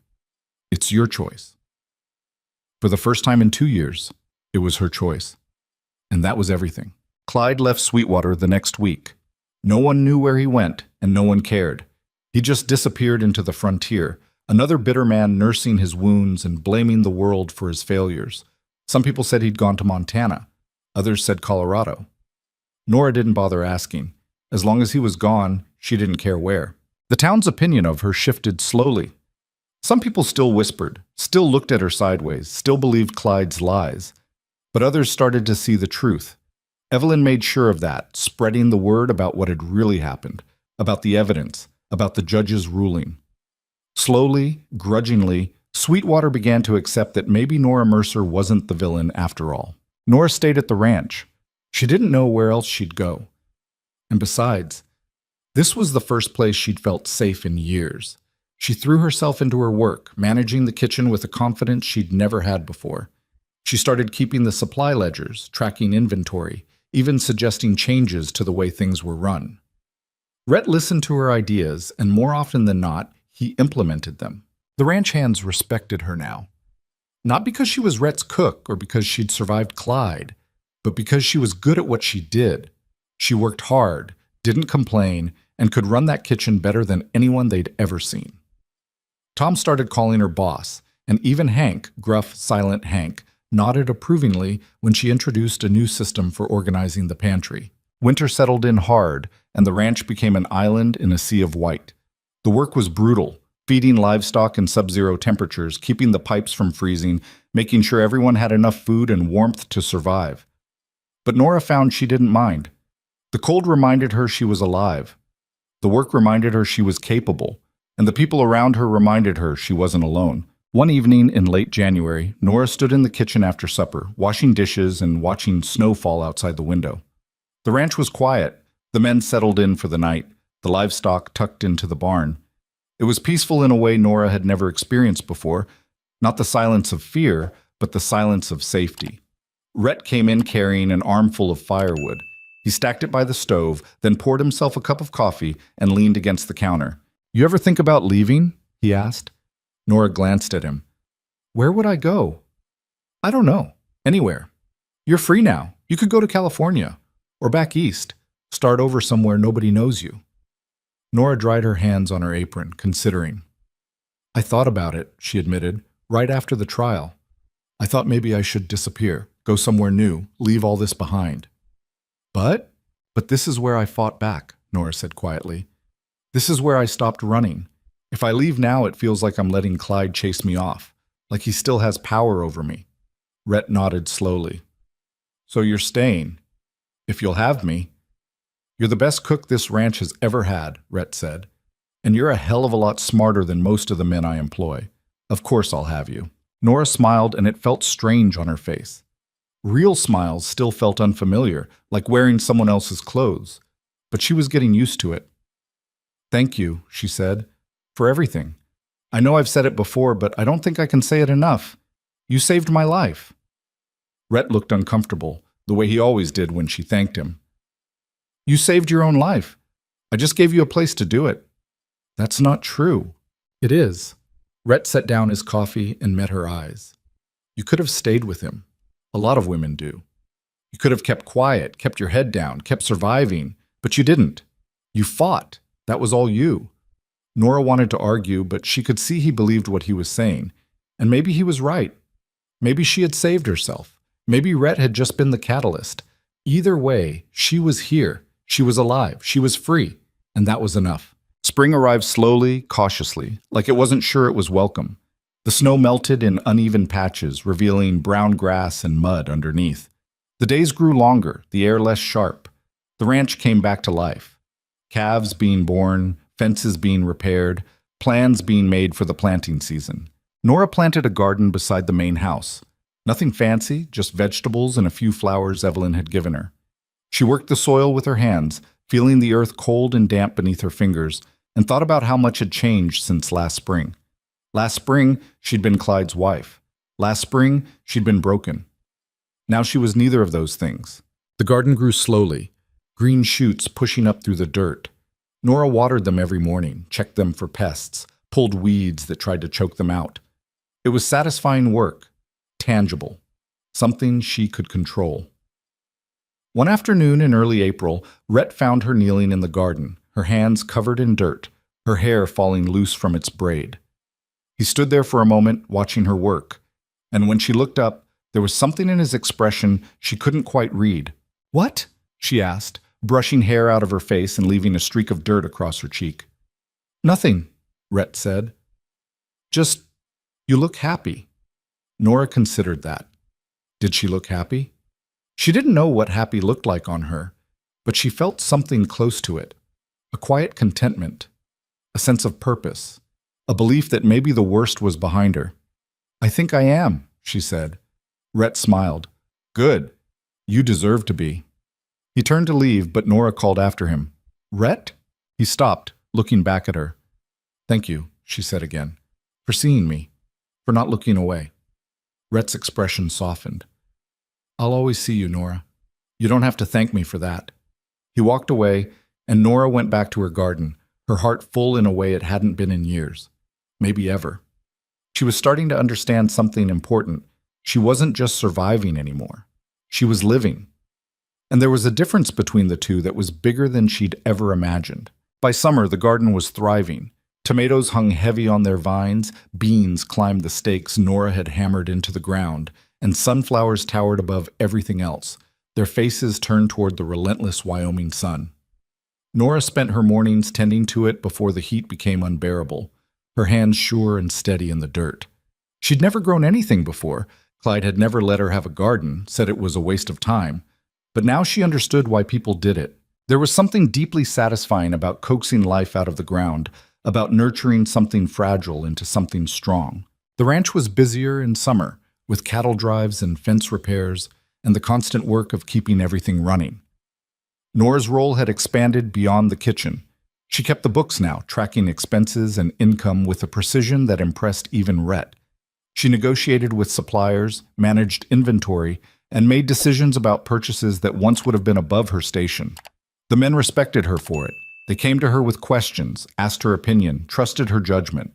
It was strange being trusted, being valued, being seen as someone capable rather than someone broken. One afternoon in late July, Evelyn stopped by with news from town. She settled at the kitchen table with a glass of lemonade, fanning herself with her hat. "You'll never guess who I saw yesterday," Evelyn said, her eyes bright with gossip. Nora was rolling pie crust, her hands dusted with flour. "Who?" "Margaret Hollis. You remember her? One of the church ladies who was so convinced you were a Scarlet Woman?" Nora remembered. Margaret had been one of the loudest voices against her, one of the women who'd crossed the street rather than speak to her. "What about her?" "She came into the store and asked about you," Evelyn said. "Wanted to know how you were doing. Said she'd been thinking about what happened and maybe she'd been too quick to judge." Nora paused, the rolling pin still in her hands. "She said that?" "She did. And she's not the only one. More and more people are starting to see the truth. Clyde's lies are falling apart now that he's gone, and you're still here, working hard, proving you're not what he said you were." Nora went back to rolling the crust, but something warm settled in her chest. She didn't need Margaret Hollis's approval, didn't need the town's forgiveness. But it was nice to know that the truth was finally louder than the lies. "How does it feel?" Evelyn asked. "Being free." Nora thought about that. How did it feel? Some days it felt like flying. Other days it felt like falling. Most days it felt like learning to walk again after years of crawling. "It feels like I'm still figuring it out," Nora said honestly. "I spent so long being afraid that I'm not always sure what to do with myself now that I don't have to be. Does that make sense?" "Perfect sense," Evelyn said. "You're building a new life from scratch. That takes time.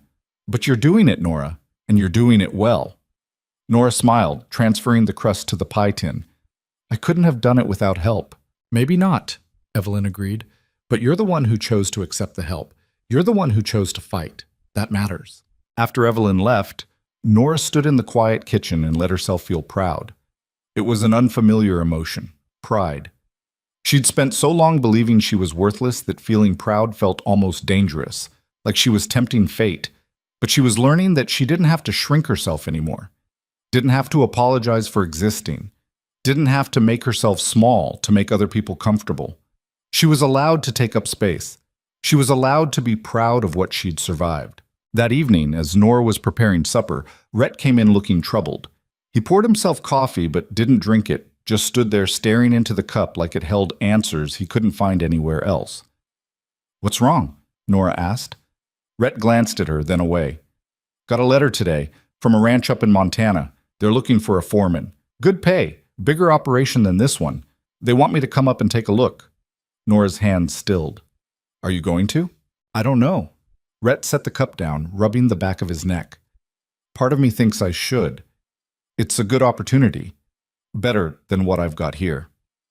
"And the other part?" Rhett looked at her and there was something vulnerable in his expression that Nora had never seen before. "The other part doesn't want to leave." The air between them shifted, growing heavy with something unspoken. Nora's heart was suddenly beating too fast, and she had to look away, back to the vegetables she was chopping. "You should do what's best for you," she said quietly. "You've spent enough time taking care of other people. You deserve to take care of yourself." "What if taking care of myself means staying here?"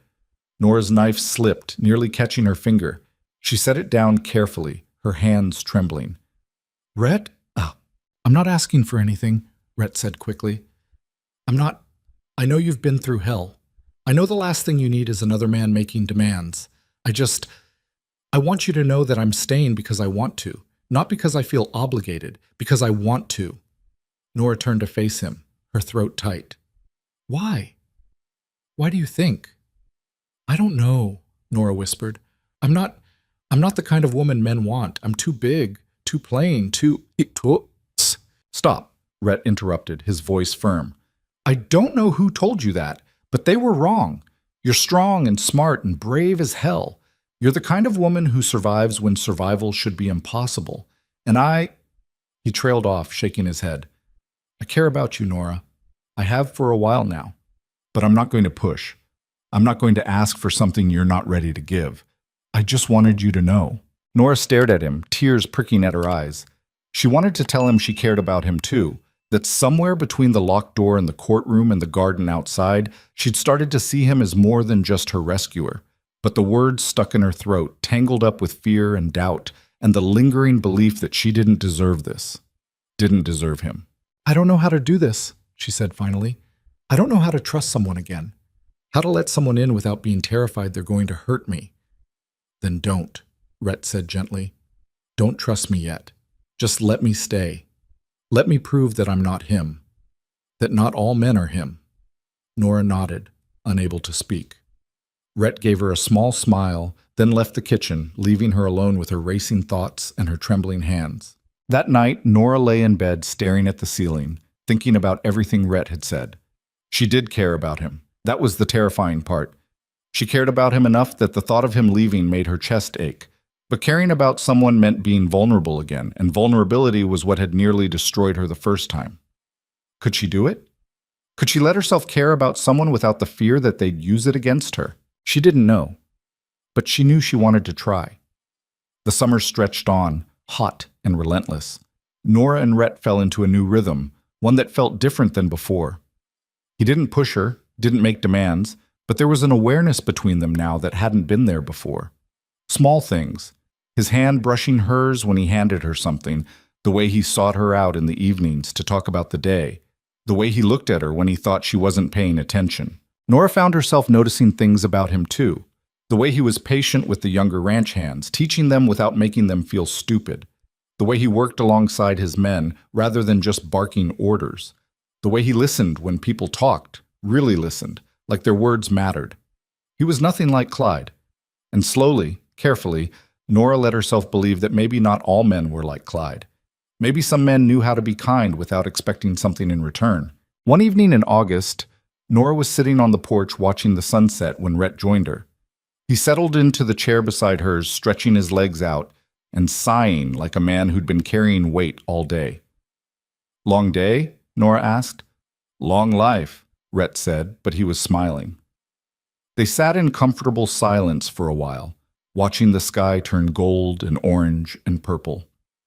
It was Nora's favorite time of day, when the work was done and the world was quiet and everything felt possible. Can I ask you something? Nora said eventually. Anything. Why did you never marry? She hesitated, searching for the right words. You're a good man. You could have had your pick. Rhett was quiet for a long moment. I almost did once, long time ago.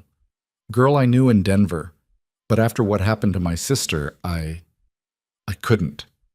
I kept thinking, what if I turned out like him? What if I had that in me and I just didn't know it yet? You're nothing like him, Nora said firmly. I know that now, but back then, I wasn't sure. So I threw myself into work, built this place up, kept my distance from anything that might make me vulnerable. He glanced at her. And then you showed up, and I couldn't keep my distance anymore. Nora's heart was beating too fast again. Rhett, I'm not asking for anything, he repeated. I just want you to know that I see you, all of you, not just the parts that are easy or convenient, and I'm not going anywhere. Nora reached over and took his hand. It was the first time she'd touched him deliberately, and her hand looked small in his, even though she'd always thought of her hands as too big, too rough. Rhett's fingers closed around hers, warm and steady. Thank you, she whispered. They sat there holding hands as the sun disappeared below the horizon, and for the first time in years, Nora felt something that wasn't fear or exhaustion or resignation. She felt hope, real, fragile, terrifying hope that maybe she could have this. Maybe she deserved this. Fall arrived with crisp mornings and the smell of wood smoke. The garden began to die back, and Nora harvested the last of the vegetables, storing them in the root cellar for winter.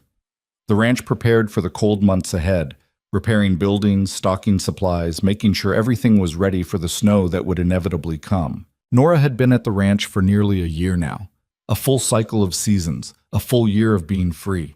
Some days it still felt unreal, like she'd wake up and find herself back in Clyde's cabin, back in the nightmare she'd escaped. But those days were getting rarer. Most days she woke up and felt grateful. Grateful for the room with the lock, grateful for the work that kept her busy, grateful for the people who'd chosen to stand beside her. One afternoon in late September, Nora was in the kitchen making preserves when she heard horses in the yard. She glanced out the window and her heart nearly stopped. Clyde. He was thinner than she remembered, harder looking, with a beard that hadn't been there before. He climbed down from his horse and stood there staring at the house like he was deciding whether to burn it down or walk away. Nora's hands were shaking so badly she nearly dropped the jar she was holding. She set it down carefully, her mind racing. What was he doing here? He wasn't supposed to come back. He wasn't supposed to... The kitchen door opened and Rhett walked in, his expression dark. "Stay inside," he said. "Rhett, no." "Stay inside, Nora. I'll handle this." He walked out before she could argue. Nora moved to the window, her heart pounding so hard it hurt. She watched Rhett cross the yard to where Clyde stood, watched them face each other like gunslingers in a dime novel. She couldn't hear what they were saying, but she could see Clyde's face twisting with rage, his hands gesturing wildly. Rhett stood perfectly still, arms crossed, unmoved by whatever poison Clyde was spewing. Then Tom and Hank appeared from the barn, flanking Rhett. And Ben came from the bunkhouse, and two other ranch hands whose names Nora didn't know, but whose loyalty was clear. They formed a wall between Clyde and the house, between Clyde and Nora. Clyde looked at them, looked at the house, and whatever he saw in their faces made him stop, made him realize he was outnumbered, outmatched, alone. He said something else. Nora saw his mouth moving, saw the hate in his expression, and then he climbed back on his horse and rode away. Just like that. He rode away. Nora stood at the window shaking, tears streaming down her face. She'd been so afraid of this moment for so long, afraid that Clyde would come back and drag her back into the nightmare, afraid that no one would be strong enough to stop him. But they had. They'd stood between her and him, and they'd made him leave. Rhett came back inside a few minutes later. He looked at Nora, took in her tears and her shaking hands, and pulled her into his arms without a word. She collapsed against him, sobbing, and he just held her, one hand stroking her hair, the other wrapped tight around her shoulders. "He's gone," Rhett said quietly. "And he's not coming back. I made that very clear." "What did you say to him?" "I told him if he ever set foot on this property again, I'd kill him, and I meant it." Nora pulled back to look at him. "You can't." "I can," Rhett said firmly. "And I would. You're under my protection, Nora. That means something out here, and Clyde knows it." Nora pressed her face back against his chest, trying to catch her breath. "I thought I was past being afraid of him." "You are. But seeing him again brought it all back. That's normal. It doesn't mean you're weak. It just means you're human." They stood there for a long time, holding each other in the quiet kitchen. And when Nora finally pulled away, she felt different somehow. Lighter. Like the ghost she'd been carrying had finally been exorcised. Clyde was gone. Really gone. And she was still here. Winter came hard and fast that year, blanketing the ranch in snow by early November. The work was brutal, but Nora had lived through one Wyoming winter already, and this time she was ready. She kept the kitchen warm and the meals coming, kept the books balanced and the supplies organized. She moved through the ranch like she belonged there, because she did. The men relied on her, Rhett relied on her, and slowly, carefully, she was learning to rely on herself. One evening in December, after a particularly long day, Nora and Rhett sat by the fire in the main room of the house. The ranch hands were in the bunkhouse, the livestock were settled, and the world outside was silent under a blanket of snow. It was just the two of them, the crackling fire, and the quiet understanding that had been growing between them for months. "I've been thinking," Nora said, staring into the flames. "About what?" "About what you said. Back in the summer. About caring about me." Rhett went very still.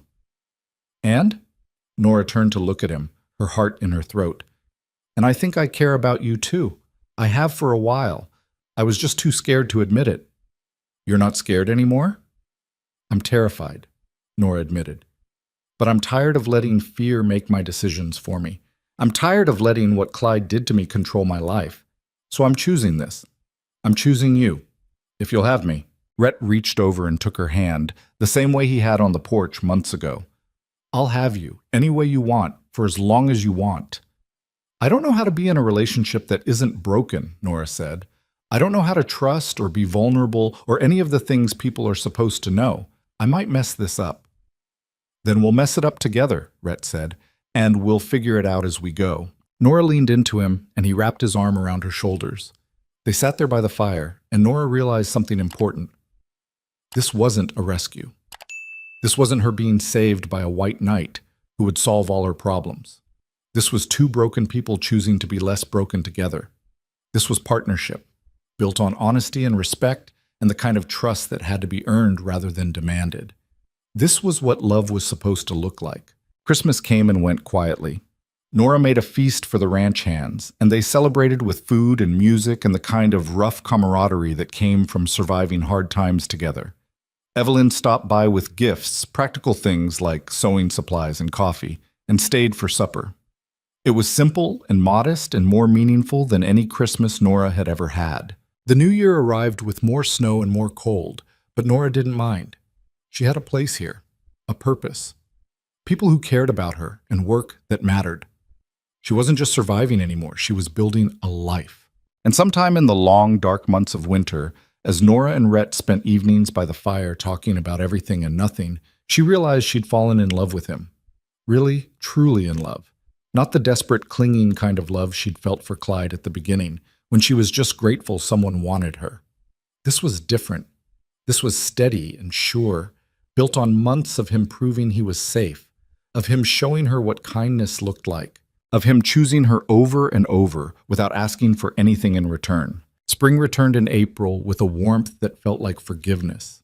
The snow melted, the prairie turned green, and Nora's garden came back to life with new growth pushing up through the soil. She planted more this year, more vegetables, more flowers, adding sunflowers along the fence that would tower over everything by summer. One morning in early May, Nora woke to sunlight streaming through her window and birdsong outside.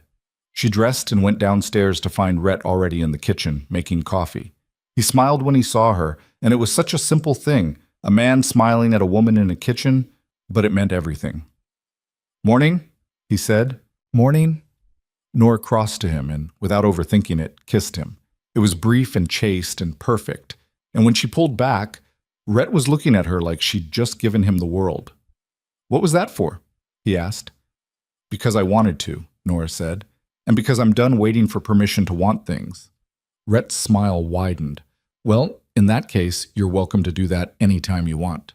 They had breakfast together, talking about the work that needed to be done that day, the supplies that needed ordering, the fence that needed repairing.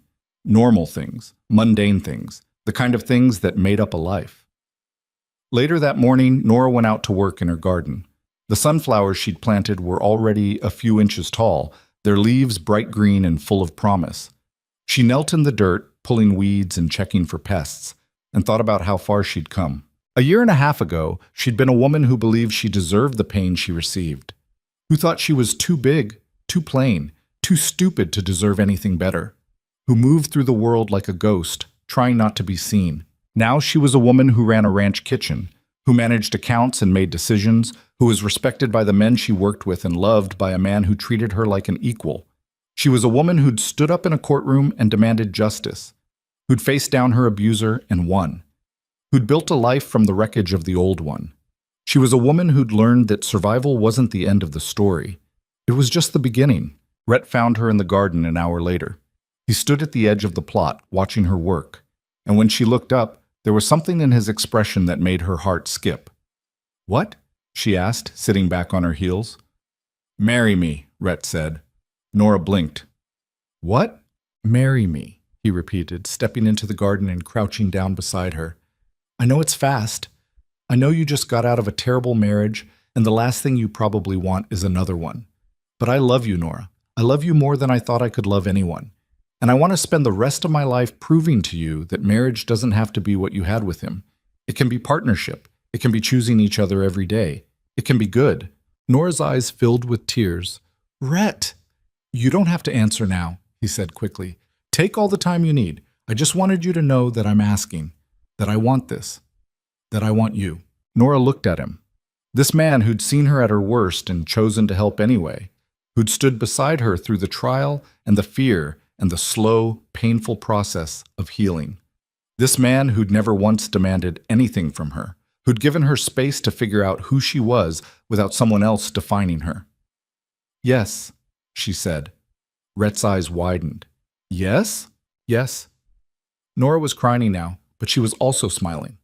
I'll marry you, not because I need you to save me or take care of me, but because I love you, because I choose you, because I want to build a life with you. Rhett pulled her into his arms, and they knelt there in the dirt surrounded by growing things, holding each other and crying and laughing all at once. And Nora thought about how strange it was that a year ago she couldn't have imagined being happy, couldn't have imagined a future that didn't involve fear or pain or hiding. But here she was, happy, whole, free. They were married in June, in the same courtroom where Nora had won her divorce. It seemed fitting somehow, taking a place that had been about endings and turning it into a place of beginnings.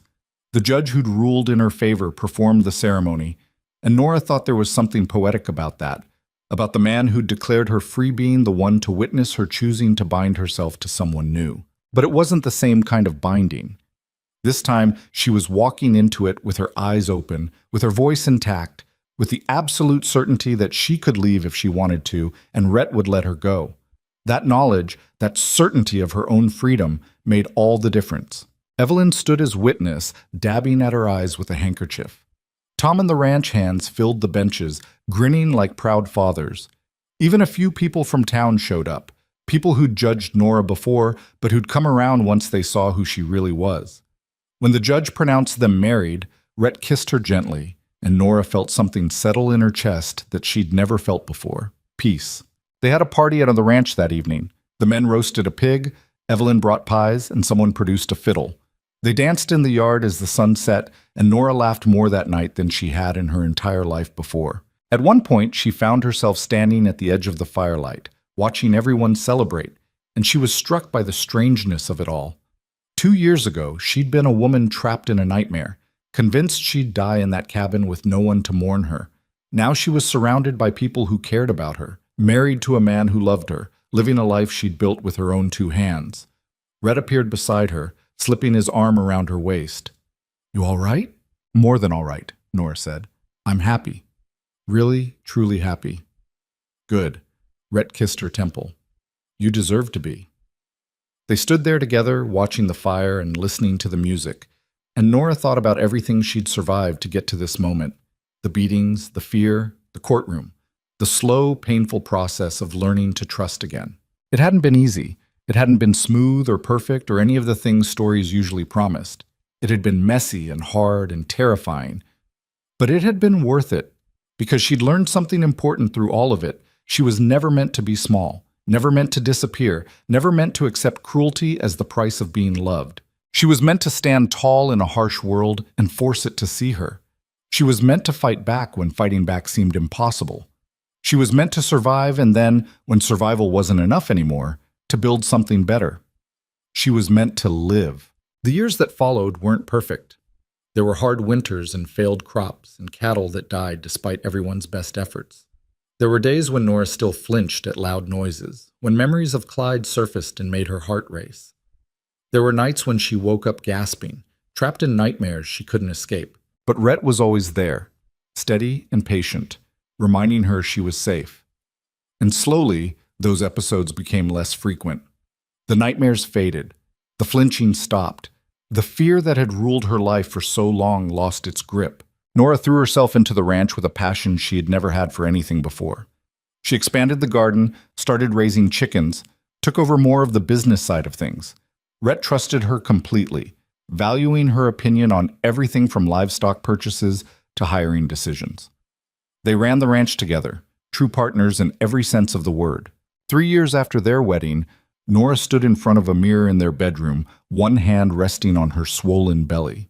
She was 6 months pregnant, and the baby moved constantly now, like it was already trying to kick its way into the world. She'd been terrified when she first realized she was pregnant, terrified of becoming a mother when her own childhood had been so joyless, terrified of bringing a child into a world that could be so cruel, terrified that she'd somehow damage this baby the way Clyde had damaged her. But Rhett had held her through the fear, had reminded her that she wasn't Clyde, and this baby would never know what it felt like to live in fear. And slowly, Nora had let herself be excited, let herself imagine a future with a child who would grow up knowing safety and love and the absolute certainty that they were wanted. Rhett came up behind her, wrapping his arms around her and resting his hands over hers on her belly. "How are you feeling?" "Huge," Nora said, but she was smiling. "And tired, and hungry all the time." "That's my kid," Rhett said proudly. Nora laughed, leaning back against him. They stood there together, watching their reflection in the mirror. This woman and this man, who'd both been broken in different ways, but who'd chosen to heal together. "Do you ever regret it?" Nora asked quietly. "Taking me in that day? Everything that came after?" "Never," Rhett said without hesitation.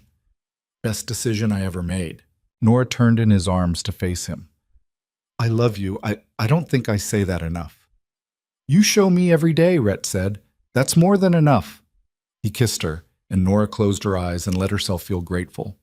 Grateful for this man, for this life, for the second chance she'd fought so hard to earn. The baby was born in September, a girl with dark hair and lungs that could wake the entire ranch. They named her Rose, after Rhett's sister, and Nora cried when she held her daughter for the first time. Cried for the woman Rhett had lost, for the life this baby would have that Rose never got, for the fierce protective love that flooded through her the moment she looked into those tiny, perfect eyes. She was a mother now, and she swore to herself that her daughter would never know fear the way she had, would never question her worth or shrink herself to please others, would grow up knowing she was strong and capable and loved beyond measure. Watching Rhett hold Rose for the first time, his face full of wonder and tenderness, Nora understood something fundamental about her journey. It hadn't just been about escaping Clyde or winning her freedom or falling in love with a good man. It had been about learning to see herself clearly, about understanding that she'd never been the worthless, broken thing Clyde had tried to convince her she was. She'd always been strong, strong enough to survive, strong enough to fight back, strong enough to build a new life from nothing. She just needed someone to see that strength and reflect it back to her until she could see it herself. 5 years later, Nora stood in her garden on a warm May morning, watching Rose, now 4 years old, chase chickens around the yard. The girl was fearless, all wild curls and loud laughter, exactly the kind of child Nora had never imagined she'd raise. Behind her, the ranch bustled with activity. Tom was training a new batch of ranch hands. Hank was repairing a fence. Ben was loading supplies for a trip to town. And Rhett was in the barn with their son, 2-year-old James, teaching him about horses with the same patience he showed everyone. Nora's garden had expanded over the years. It was massive now, producing enough vegetables to feed the entire ranch with plenty left over to sell in town. The sunflowers she'd planted that first spring had reseeded themselves, and now they grew wild along the fence line, tall and proud, turning their faces toward the sun. Evelyn visited every week, bringing supplies and gossip and the kind of friendship Nora had never had before. The women in town had eventually come around, most of them anyway, once they saw that Nora wasn't the villain Clyde had painted her as. She'd even made a few friends, women who respected her, who sought her advice, who saw her as an equal rather than someone to pity or judge. Life wasn't perfect. Rose had nightmares sometimes, normal childhood fears that Nora comforted with a patience Clyde had never shown her. James was entering the stubborn phase where no was his favorite word. The ranch faced the usual challenges, weather, money, the constant work of keeping everything running. But it was a good life, a real life. The kind of life Nora had stopped believing she could have. One evening, after the children were in bed and the ranch was quiet, Nora and Rhett sat on the porch watching the sunset. It was the same spot where he told her he cared about her all those years ago, where they'd held hands for the first time, where she'd started to believe that maybe she deserved to be happy. "What are you thinking about?" Rhett asked, his arm around her shoulders. Nora leaned into him, watching the sky turn gold and orange and purple. "About how far I've come. About who I used to be and who I am now. And who are you now? Nora smiled. I'm a woman who knows her worth, a woman who doesn't shrink herself for anyone, a woman who survived hell and built something beautiful on the other side. Damn right you are, Rhett said, pressing a kiss to her hair. They sat there in comfortable silence, and Nora thought about all the women who were still trapped the way she'd been. Still living in fear, still believing the lies abusive men told them, still convinced they deserved the pain. She thought about Rhett's sister, who hadn't made it out, about all the women who didn't make it out, and she made herself a promise. She would never be silent about what she'd survived, would never let people forget that women like her existed, that they deserved help, that staying silent only protected the abusers. She'd already started in small ways. She'd testified in 2 other divorce cases over the past few years, helping women who were trying to escape situations like hers. She'd given them hope by showing them it was possible to win, possible to survive, possible to build something new. It wasn't much, but it was something. And Nora had learned that sometimes something was enough. Rose came running out onto the porch, her nightgown trailing behind her. Mama, I can't sleep. Nora opened her arms and Rose climbed into her lap, curling up against her chest. Nora held her daughter close, breathing in the smell of her hair, feeling the solid weight of her, and thought about how lucky she was, how improbably lucky. Tell me a story, Rose demanded. What kind of story? A brave one. Nora smiled, exchanging a glance with Rhett. Once upon a time, she began, there was a woman who thought she was small. She thought she was meant to disappear, to live quietly, to accept whatever the world gave her without complaint. But one day, she realized something important. What? Rose asked, her eyes wide. She realized she was never small. She'd just been told she was by people who were afraid of how big she could become. So she stopped making herself small. She stood up tall, and she fought for the life she deserved, and she won. And she lived happily ever after, not because everything was perfect, but because she finally knew her own strength. Rose considered this, her small face serious. Was the woman you, Mama? Nora's eyes filled with tears. Yes, sweetheart, the woman was me.